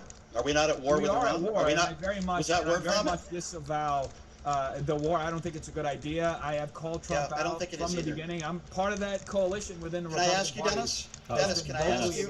Dennis. Can I ask you, Dennis? Who was the guy who said he was going to be a war-free peace president and there was going to be no types of regime change? I'm sorry. Who was the guy who said that? Who was that Trust guy? me, I'm equally critical of Trump, and this is the difference. I don't think you are. I don't think you are. This is the difference between the Republican Party and the Democrat Party. We can actually be critical of our leaders. You guys demonstrated during this last election that whoever you put up, whoever you anoint as leader of your party, whether through a Democratic primary or not, whether it's somebody appointed by an elite, you guys all get behind that person and you create this echo chamber where no criticism is allowed. I am critical. So you don't. So Really, bro? Really? Wrong. So is Massey, so is Marjorie Taylor Greene, so are many other people in our being a coalition. Massey and Marjorie Taylor Greene, who are part of your coalition? Massey is the most hated person by Donald Trump, and Marjorie Taylor Greene literally resigned. What are you talking about? What? It's so fucking funny. I hate them. Well, first of all, Marjorie Taylor Greene has been critical because Donald Trump didn't endorse her. We're talking about 1 or 2% of elected officials that are Republicans, who, by the way, have an opportunity to stop this war, but they don't have the backbone to do it. I've been very critical of the Democrat Party. I was very critical of Joe Biden. He should have stepped down sooner. If you want to talk about word vomit, you just talked about some podcast that Kamala was in that she spent a lot of money for. But you don't talk about the. You don't think that level of spending and mismanagement Hold of on, donor let's money talk is about that. representative of bad Let's government? Let's of talk how about awful that. she would be with money and Sure, government? sure. But I'm not going to talk about some So you podcast. agree to that? What I'm going to hold on. I'm not going to talk about some podcast. I'm going to talk about the fact that when Donald Trump was president, he got us $8.2 trillion in debt. But you'll equally go after both sides. But you want to talk about some stupid podcast. Well, let's talk about how inflation went out of control when Kamala Harris was Yeah. Dennis, or before we when talk you about that, said the borders are, but she was actually appointed. She had a special appointment from Sure. the president. I'm happy. From President Dennis. Biden to take care of the border. Dennis, And could you turn your about mic up 20 just a million little people bit, entered the sir? country during that period. Dennis, Yeah. So Go ahead. could you turn your mic up just a little bit? A tad? Okay. Yeah. Can you hear me now? I'm happy. I'm happy to talk about what Dennis just said, and I'll start by saying this. Joe Biden didn't ask, or it wasn't his choice, to get us into a global pandemic. He took that over. He also didn't ask Vladimir Putin to invade Ukraine. But you see, when Joe Biden is president of the United States, you guys forget about cause. Hold on. You guys forget about cause and effect. Just give me another 30 seconds here. Donald Trump decided to go to war in Iran, a very unpopular. He didn't decide. That's number one. That's not even not. Oh, true. Look, Netanyahu did. True. the most charitable take on this, the most charitable person who's seen everything play out wouldn't agree with you that he decided. Even So whose Marco choice was it? Rubio, Tom Cotton, Speaker Johnson all said it was a very preemptive credible strike people. because Israel And where's the was evidence? going to Okay. attack Iran, and we Right, and- preemptively struck so and- that we protected American interests. What? Israel was going to attack Iran, so we had to do it first? What? How? What is this line of logic? What? Just in the area. Dennis, where's the evidence? Guess who didn't Where's do the- that when Russia invaded Ukraine? Guess who So we should have attacked Russia or Ukraine? It doesn't make sense. Oh my didn't god. do that? Rubio said this on day 2? Okay. First of all, hold Biden. on. Let's stick Biden didn't with do that Iran 'cause for a he's moment. weak. Okay. Okay, Same thing with again. Kamala, she wouldn't have done it. You know what her foreign policy is? You know what? You remember that interview where she's asked, "Oh, what would you do in this?" She's like, "Just don't. That's her Okay, foreign policy." She's like again, she's some middle school teacher. again, that's not true. So basically, what you're saying, based with no evidence, Marco Rubio, Pete Hegseth, nobody in the Trump administration has presented any evidence that Iran was an imminent threat to the United States of America. None, zero. But Oh, yet I agree I'm on that. supposed- I agree. Okay. Not only do I agree on that, but I also don't like the hypocritical stance of claiming that the bunker buster bombs had taken care of the job, and all of a sudden we have to go back in to finish out the job. So then why are you there's saying hypocrisy there? You're We making don't my have to, argument. You're making my argument for me. Then it No, was I'm not Donald making your Trump's argument choice. for you. I'm Yes, you not being are. partisan, and I'm recognizing the truth of the situation. This is the problem with Democrats and people. This is why you are sitting here. And This is really the Merck's Law thing. I think I've heard that before, and I have talked about this before, but I need to focus on this more. One of the biggest, Merck's Law is like the biggest failing in American politics is seeing the Democrats as having the ultimate agency and Republicans as having no agency. Listen how far out of the way we're going here to explain why Trump had to attack Iran. Like, it's all responsive to everything. Like, Israel's going to attack first. I'm sorry, Trump can't tell them to fuck off? What is all this rhetoric I've heard about Trump being unpredictable and terrifying to deal with because he's just such a crazy madman and he can bully around the entire rest of the world? Okay, then he has no control whatsoever on the countries that are supposed to be closest to us? What? Disingenuously arguing in favor of one of the worst leaders in the history of this country, Kamala Harris, because you guys are so partisan. You'll say, "No, I take criticism," Okay, and then so hold all of on. a sudden We you gotta just back fall up. in line and you're defending the back up. person that the Talk about the projection there, falling in line. My God. the plurality Let of me the be clear. country. She Let me- lost every swing Okay. state. Do you So let me be understand clear. how you're arguing a losing battle? Nobody thought she was good. Yeah, so Dennis, let me just give me a minute here. First of all, Dennis doesn't know much about me, and that's okay. I'll fill him in on something. Dennis, I'm not even a Democrat. I lean to the left on social issues. I did not vote for Barack Obama. I did not vote for Hillary Clinton. So it's not you guys. You got to stop saying that. I do lean to the left on social issues. Let me be very clear. What I are you would have voted for. registered as? I'm a registered independent. I would have voted Okay. for a ham sandwich under Donald Trump rather than Donald Trump. Do you want to know Hey, why? here's a fun fact. I'll tell you why. Well, here's the fun let me just- fact. I was It'll an add to independent your- too. It'll add to your thing. I'm running for office in California as a Republican, I know you are. but I rejected the endorsement of my party, but I have received an endorsement from the American Independent Party. Wow. So, Okay, well, okay, good. So first of all, the reason why I'm saying Kamala would have been a better president, I never said Kamala was perfect or she would have been great. But here's something I will tell you: Kamala Harris is not a liable sexual abuser. She's not a 34-count felon. She's not involved in a billions and billions of dollar crypto scheme no, scandal. she's even worse. Okay? She's the kind of person that will arrest she's the not. mother Hold on. Okay, no, taking that's care of a insane. child You gotta let me for finish. having cancer. Dennis, okay? okay. That's the So kind Dennis, of That Kamala did that? She arrested a mother just because that mother was taking care of a child that had cancer? That's pretty horrible. Jesus. for truancy. Dennis, if you really want to, even worse. Yeah, Dennis, if you really want to compare the moral equivalency of Kamala Harris and Donald Trump, who, by the way, is in the Epstein files more times than Jesus' name is in the Bible, I'm happy to have that we can debate conversation that. with That's you. actually a complete straw man. Okay, you voted Straw for a man. guy who is a liable sexual abuser. You voted for a guy whose own ex-wife said that he raped her. You voted for a guy who is a scam artist, whether it's Trump University. I can go down the list of the discrimination lawsuits that he had to pay out over time. You voted for the that guy says how bad Kamala Harris is. You That's voted not for just the, me. No, By I'll the way, tell you not what it just says. me. No, I'll tell you what it 71 says. million Americans No, voted. I'll tell you what it says. It 72 shows million Americans voted for him. I'll tell you what it okay? says. It The shows how majority of Americans, No. every swing state. not true. That's Well, how first of bad all- Kamala Harris was. That's how awful she was. I can't. Sorry about that. It also exposes how ignorant and ill-informed so many people in this country are. And by the way, You're saying half the 49 country is ignorant? 49 Really? hold on, Why let me would finish. you ever say Let me that? finish. Let me That finish. is- First of all, that's actually disgusting. everything, Dennis, That's everything you disgusting say, that you would call half the country ignorant. Dennis, you gotta let Dennis. Dennis, You gotta let me Dennis, finish, Dennis. Dennis, You gotta let me finish. Dennis. First of all, Dennis. half the country didn't vote for Donald Trump. For the people that voted, More than half the 49 country, yes. Dude, you gotta let me talk for more than 10 seconds, man. It's Go like ahead. every 5 or 10 seconds. All right. I don't think we have to do this. I've done plenty of debates like this. I don't think we need to do that. You got to let me finish. I'll let you finish. Go ahead. Thank you. 49% of the people who voted for Donald Trump. Okay, and if we're going to go to half the country right now, he's in the low 30s, and a lot of people regret their vote. Okay, so don't give me the nonsense that if there's one thing that Donald Trump exposed, it's how many stupid people there are in this country. And we wouldn't be in this war right now if so many people didn't vote. Now, a lot of people didn't vote for Kamala because she was a woman. I think a lot of people were not ready for that, unfortunately, and it's very, very sad. But the fact of the matter is, if it's between Trump and Kamala, Kamala's not on the Epstein files thousands of times.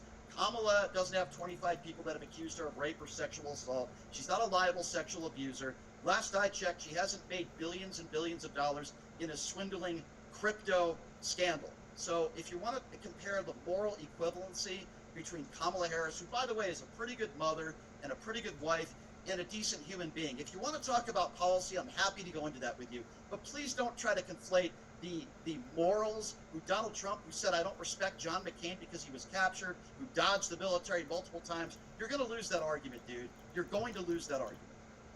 Well, I think it's ironic that you bring up the Epstein files, considering that they didn't release them. The ability to release it and refuse to Same do talking it. Points. Had to come up to the guy Same who's apparently talking points. as many times as you say he is to do it. And by the way, it's a complete straw man to actually even mention it like that. I thought you would have learned from trying to say this to Kai. Kai Schwimmer completely owned you on that one. He demonstrated the length of first off, the length of the Bible versus the 3 million pages of Epstein files. Next, the majority of the mentions of Trump, it's mostly Epstein trying to figure out how to take Trump down. Epstein hated Trump, and it's been well documented. Now, obviously, I'm not sitting here everybody knows trying to litigate every single thing Trump has done. He's a morally flawed person. Morally flawed. But that's not why He has flaws. myself and the vast majority of You can't help Americans it, in every swing state Are you voted perfect? for Trump. It's because the entire country recognized that we needed leadership, and Kamala Harris just wasn't the person to do it. And obviously, there's an argument to be made about when he came into office versus where he is at now. I obviously there are a lot of decisions of his, especially as of late, especially getting involved in the Iran war, that I personally do not agree with. Even the rollout of the Epstein files, I thought that was a disaster. Pam Bondi completely flubbed that one. Why did she do that? Why do you think she flubbed it? Who was she protecting, Dennis? We can sit here and speculate all day. It's flubbed. I'm grateful she's been fired. I don't know, dude. I don't know why she. You don't know? Let me ask you a question. By the way, you mentioned Epstein. Let's talk about that. So I don't know if you're aware of this. No. Answer your own question. Why did she flub it? Because you asked a question, you didn't answer it. You pivoted to something else. Sure. The reason why she go ahead and speculate. Sure. It's not speculation. When Kash Patel was asked under oath 8 times, did you tell Pam Bondi that Donald Trump is in the Epstein files? 8 times he refused to answer the question. Do you want to know why? Because they all knew he was all over the Epstein files. It's why millions of files have still not been released. It's why so many files have been redacted that we know have Donald Trump's name in it. And going back to Ghislaine Maxwell, and that's absolutely disgraceful. It really is. Thank you. I'm glad we agree on that. Let's talk about Ghislaine. The volume, guys. You need to go up more? How is it that modern day debate's been doing this for like fucking 5 years? They still haven't figured out like the basics of like Zoom. Guys, come on, James. I know Mike is on Instagram. I'm almost maxed out here, so you guys let me know if you need me to go up more. You're being. It's George Soros. They're silencing you. It's George Soros. They're silencing me. So Ghislaine Maxwell, let's talk about her for a moment because you mentioned the Joe Biden administration. Are you aware that Maxwell was not only under investigation during the Biden administration, but those files were sealed up during the trial and after the trial, when in fact she was appealing? Now listen, if there's any president that could have released the files and didn't, I think that's wrong. But I can tell you one thing. Somebody who's not in those files, since we're talking about Kamala Harris, she's not in the Epstein files and she wasn't partying with Jeffrey Epstein and she wasn't Jeffrey Epstein's best friend. That's the bottom line here. So here's what we have. We have a war that we both agree on. It shouldn't be happening, and I'm glad we agree on that. We have a situation where so many MAGA supporters were almost excited, maybe there's a better word to describe it, of these binders and these morons that were outside of D.C. with these binders. Phase 1, Phase 2 never came. We were told that Donald Trump only hires the best people. Kristi Noem was an absolute disaster. Pam Bondi was an absolute disaster. Look, here's the thing. We can agree on a lot of these things. I think that you'll find that there are a lot of people in the MAGA movement that are very unhappy with the direction that Trump is taking. Kristi Noem was an absolute disaster. Look, the fact that she spent $1 million on a single photo shoot, and it was mostly advertisements. I mean, I was just at the airport the other day flying back from Dallas, and I saw the ads. It's almost like a joke. Like, look, Republicans are on the same side as you on this. We want an effective country. We want an effective executive. And you think?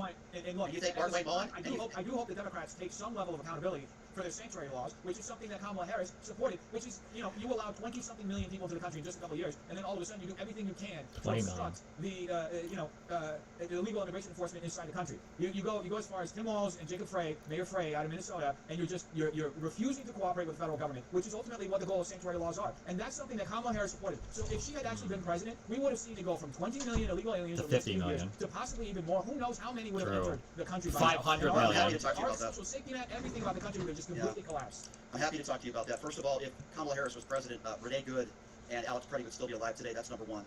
Number two, per capita in this country, you have a better chance to be the victim of a crime from an American citizen than you do an undocumented immigrant. Number three, people's no, that's not false. You can look that up. First, third, and fourth amendment. First, third, and fourth amendment rights being taken away from American citizens. It's why Bovino just retired. It's why they had to go in there and call off the troops, for lack of a better term. People were being barged into their homes without a warrant. It has been seen on video. So this is the immigration issue is an issue that we've had in this country for a very, very long time. But I'll tell you one thing. And it's been exacerbated by people like him.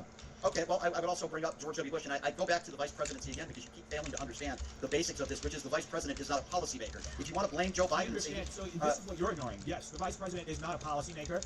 You know, they're the tie-breaking vote on the Senate, but they can have special appointments from the president, which is something you're refusing to acknowledge. This is on the record. She received a special appointment by President Biden, to oversee the border.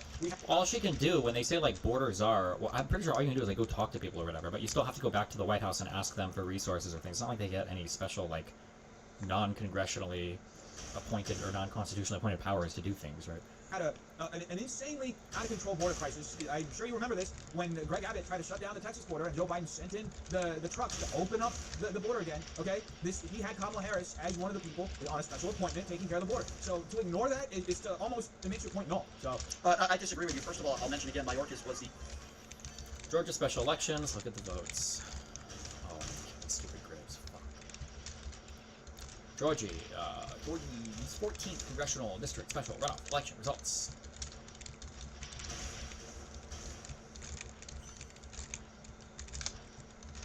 What about this? It looks like Clay Fuller, a Republican, is going to win.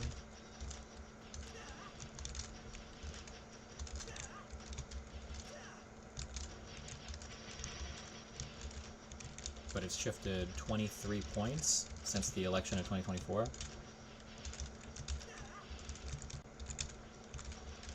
Or all of these are different counties that voted. Got big shifts. Oh, pretty spooky.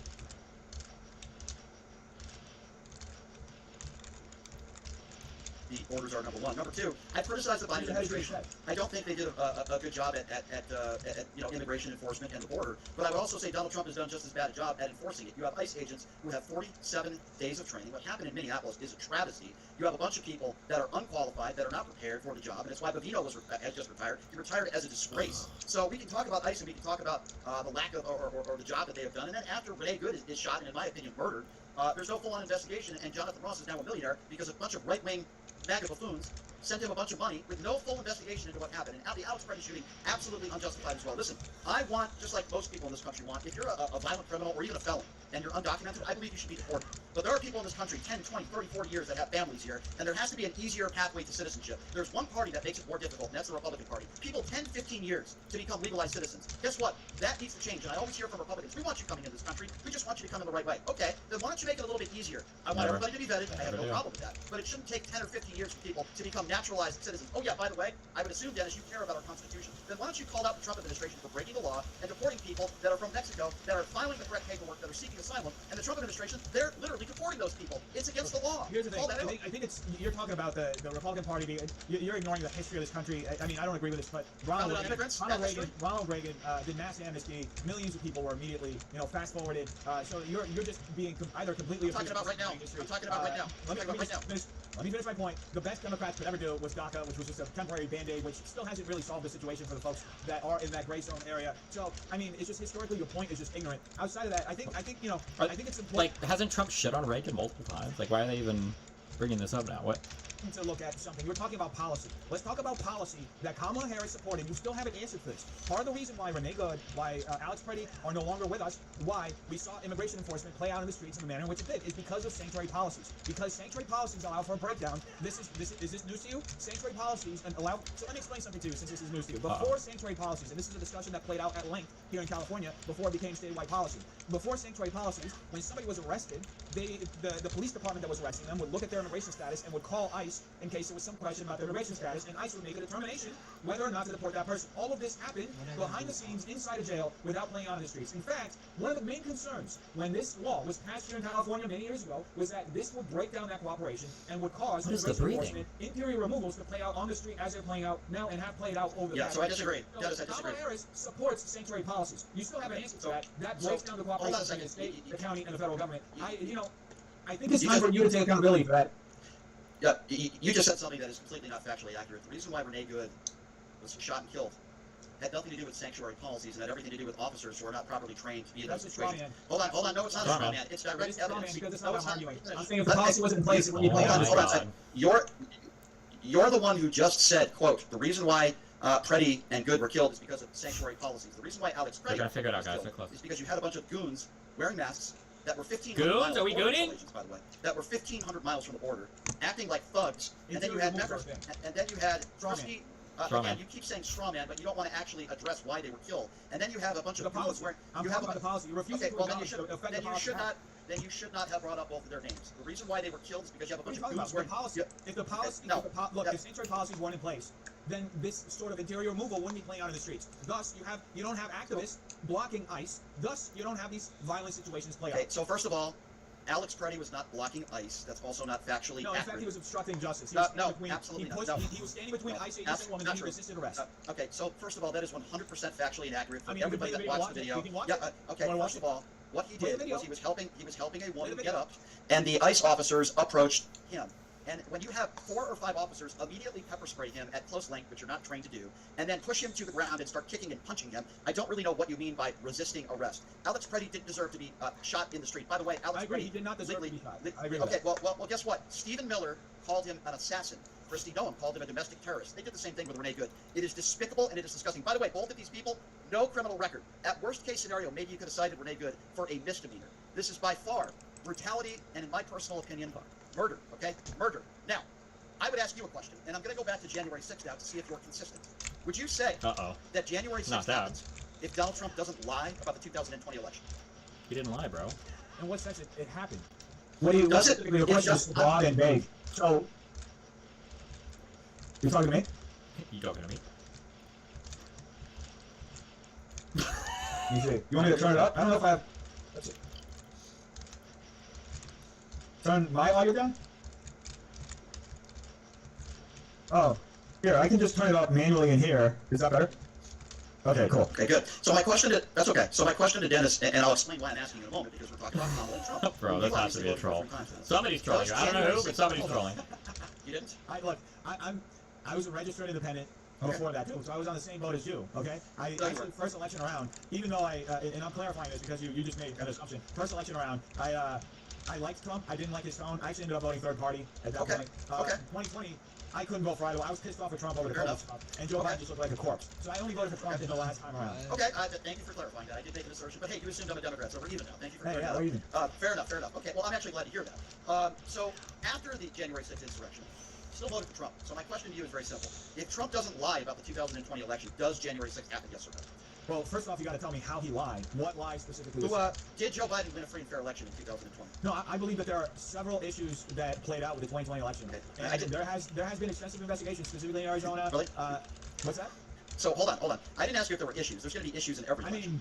I understand that. You said a free and fair election. To me, if there are issues in an election, it's not a fair election. Got you. So was there any evidence of widespread voter fraud that anybody has found that could have overturned the outcome of the 2020 election? There are definitely questions with the voting machines, yes, and there are definitely questions with other... I didn't ask you if there were questions. Let me repeat my question. Is there any proven evidence of widespread voter fraud that could have changed the outcome of the 2020 election? Something's still playing out in court. It takes years for this. What's playing out in court? Huh? Well, what's playing out in court about the widespread investigation in Arizona? I know for a fact that just in California alone, we're investigating, and I'm actually part of a lawsuit with the Libertarian Party, that we're actually suing the state over our mail-in ballot system because of the massive amount of fraud that plays out. Actively playing out beyond 2020 just raised a lot of questions for a lot of people. Dennis, if Trump won Arizona, does he win the election? I don't remember specifically how the answer is no. The answer is no. So let me ask the same question again. Even if he wins Arizona, which, by the way, has not been proven in a court of law, is there evidence right now of widespread voter fraud that could have changed the outcome of the election? It's a very simple question that you're not answering. Well, I just explained it to you. No, I'm giving you Arizona, by the way. hasn't been conceding proven Arizona. law. Okay. Well, there Which, by the way, is enough evidence of voter fraud in just in elections in general. Okay, for there to be questions about every election. Dennis, From the Earth is 2020 not. is just one example. It was just the one at Dennis. scale that we saw it play out at a huge scale. I mean, there, like I said, there are lawsuits right now in California over mail now. There was this case a few months ago of a woman who registered her golden retriever, and her golden retriever voted twice. Yes. Yeah, right. Okay, so Dennis, the Earth is not flat, and there's no evidence of widespread voter fraud that the election was stolen. And the reason why, which I'm amazed that you can't admit, even if Donald Trump won Arizona, he still loses the election. And the reason why I'm bringing this up is because Donald Trump had 61 chances in a courtroom. By the way, Joe Biden was more popular than Barack Obama. Okay, so first of all, it's not what I believe. It's facts versus fiction. Okay. We were in a. I'm answering your question. I'll answer your question. You actually believe that it is not. Here's the thing. You're advocating for Okay, if the line changes one more time, I'll exit out. I don't understand what is happening. I don't know what the host is doing here. This is so ridiculous. Electoral system? Don't say that. Just because a fact hasn't been properly questioned yet or gone through an investigative process yet, then all of a sudden, that means that it's 100% true. That there was no fraud. Okay, we're good. Hell no. It's epic troll though. Epic.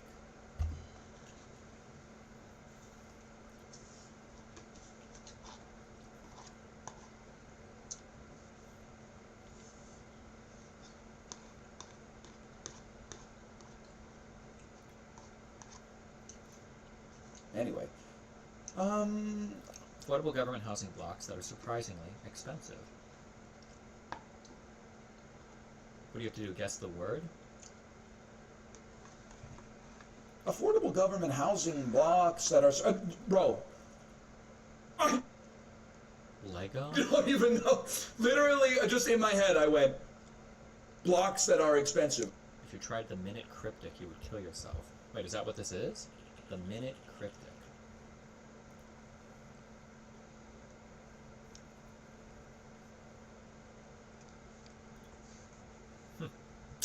Lego.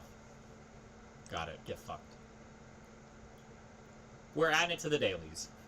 Hell no.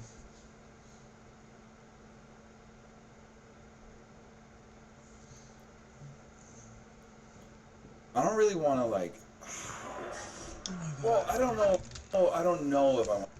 I don't know if I want to get fucked in the ass because I've never had it happen before. Are you listening?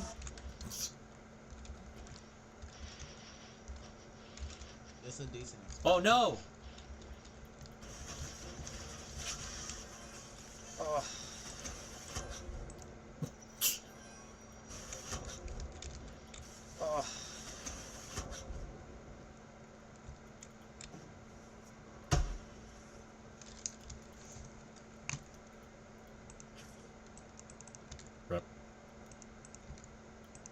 He died of detonates.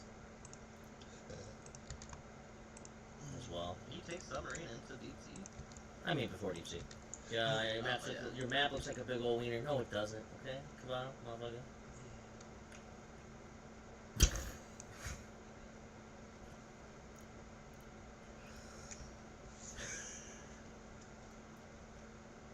What are you gonna do, man?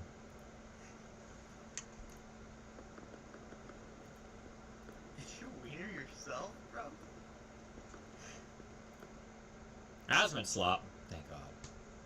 Slop me out, baby. Yeah, I mean, and I think there's been this weird, so there's been a massive subversion inside of, I think, a lot of right-wing communities too, where you have a lot of people who are trying to, I think, subvert and cause division by creating a distinction. I think that they've used Israel and the Iran war as flashpoints to create a division inside of a lot of the right-wing communities and right-wing ideology to, assign basically things that are detrimental to, in my opinion, Israel-Palestine post on the sub? No, but I'll read it after this. Separate foreign interests as we love our Israel-Palestine posters. Hell yeah. Hopefully proactively assign a negative value to them and make people that are right-wing but anti-Israel think that they're siding with America by siding against America's best interests because those best interests align with Israel's best interests, and it's more important to be against Israel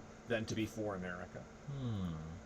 And I think that subversion has hurt the right-wing movement. I think that it's damaged Trump's presidency. I think it's Trump's fault, by the way, that this happened with the Epstein files. It's completely No. his fault. But it still happened.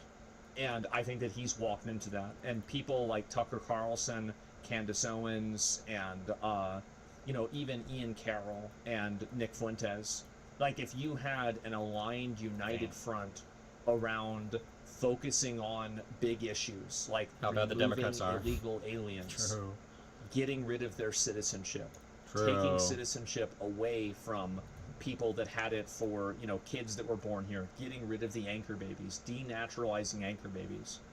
That's the kind of narrative that you should be pushing right now if God you're a conservative. Damn If illegals. you want to conserve or preserve the identity of America, if you want to preserve the, continuation of, these different social systems, that should be the main thing that you're focused on. Lowering H-1B visas, which to be fair, they did that. Marco Rubio would be deported. Well, I mean, you wouldn't do it for everybody. You'd just do it for a lot of people. You don't have to do it to everybody.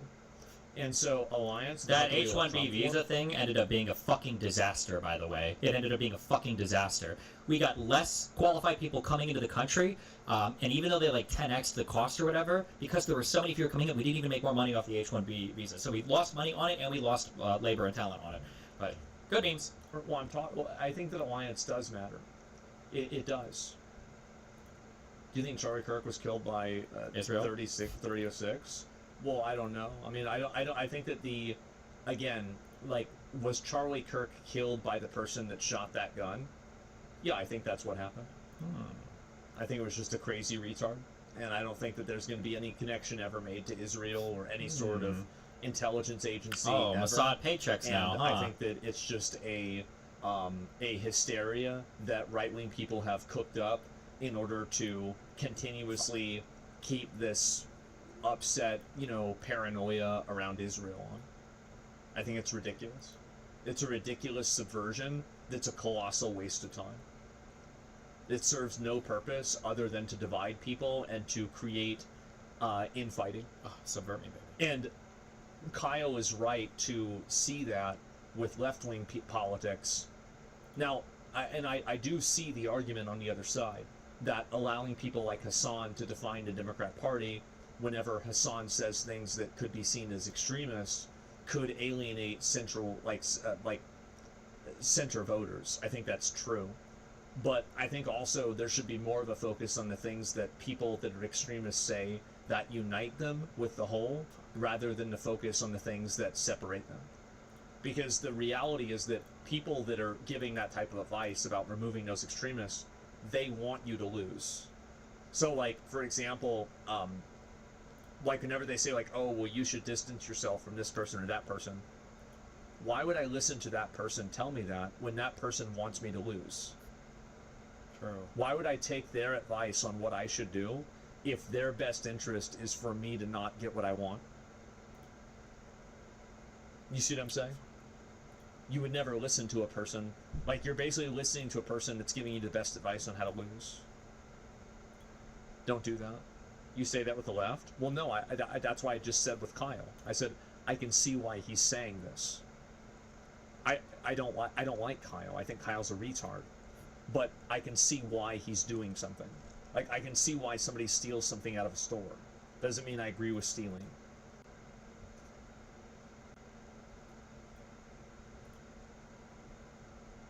No, that's good. Fish how to catch fish. Yeah. And never listen to the other. Don't ask a fish how to catch fish. I like that. That's good. Because that's their audience inside their bubble and they're captured. Well, it's more that repudiating extremist ideology inside of your own. Okay, why am I like this?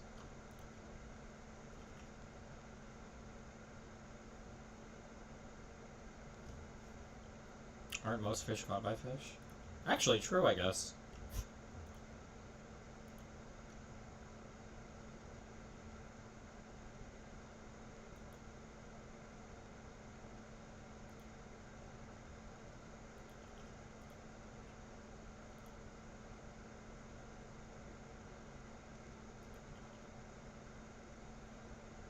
Well.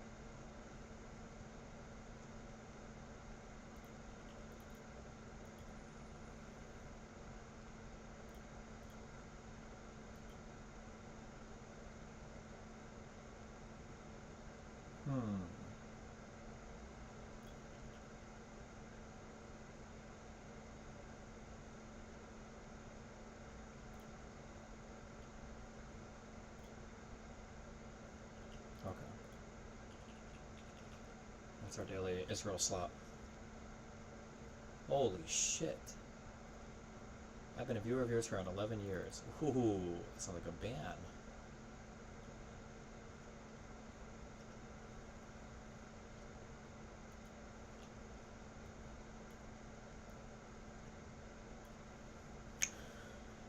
I have been a viewer of yours for around 11 years, coincidentally the length of my marriage, much to my wife's annoyance. Your stream is the soundtrack of my life when I am not working. I agree with you on most political issues, but diverge strongly on two. Your dogshit food takes, which are a crime, and your general posture on Israel-Palestine. I am not here to rehash the arguments of the other poster, scold you, ask you to feel a particular way, or condemn a particular place, but I'm here to ask you for moral clarity.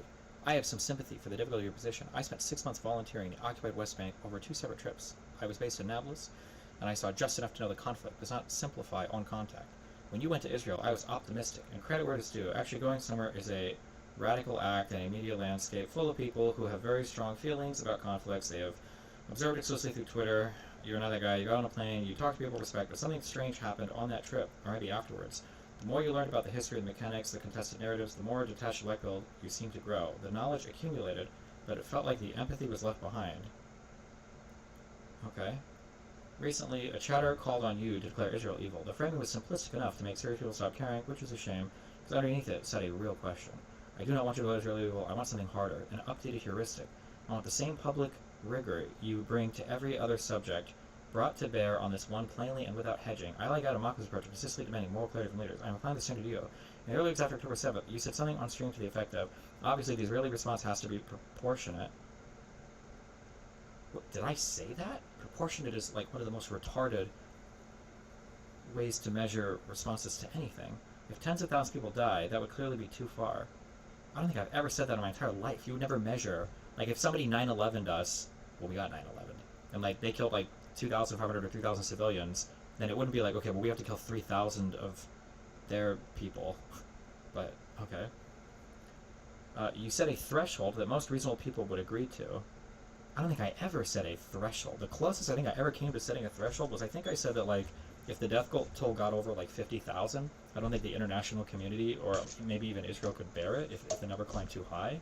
But I don't think I would ever measure the morality or the justification or the conduct of a war in terms of just a death count. It would be like actions related.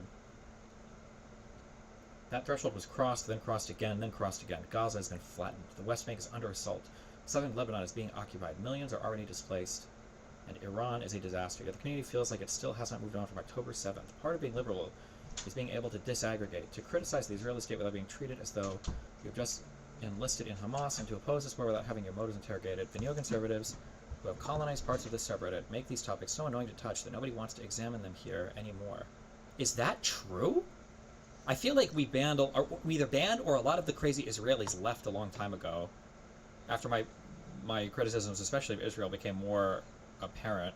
I feel like the most annoying people, though, are these random, like, pro-Pally dick sucks that show up and then start posting, like, all this retarded shit. The refugee issue alone should demand more attention. You've argued rightly that forcing someone from the only home they have ever known is among the worst things you can do as a human being. Most of the people that are considered refugees, though, were born outside of Palestine. Okay, hold on, sorry. Before I finish wasting my time on reading the rest of this. Holy fucking shit. This issue this is the #1 fucking mind rot issue. Jesus Christ, but okay. The detachment that serves you so well in debate becomes something else when the subject is mass civilian death. Tone is not private when you set the epistemic weather for tens of thousands of people who take cues from you. There has been a noticeable chilling effect on the subreddit for several years. Inside this community, people who want to express genuine horror at what is happening in Gaza preemptively qualify themselves into incoherence. No, it's just weird to post like every update of like somebody died in the West Bank and now we have to all be genuinely horrified or whatever. Like we wouldn't do this for literally any other conflict. It just feels weird. I don't know what the point is. We're not updating our positions on anything. We're just like gasping in horror. There are plenty of other subreddits where you can post like the daily Israel bad or the daily Palestine bad or whatever. I'm sure there are a few pro-Israel subs on that as well. But I think we try to ban that on both sides. I don't think we see any of this posted anymore. If we do, we ban or we delete both of those threads. Because sounding like a pro-Palestine activist carries a social cost most would rather not pay. Also, what do you mean for several years? October 7th, the war is not going on for several years. It depends on what you mean by several. But, Because does 3 or 2 count as several? Oh, we're in 2026 now. Does 3 count as... No, 3 is not several. Several's gotta be 5 or 6 at least. 5, maybe 6, I think is a good. 6 is definitely several. 5, maybe. 5 is maybe.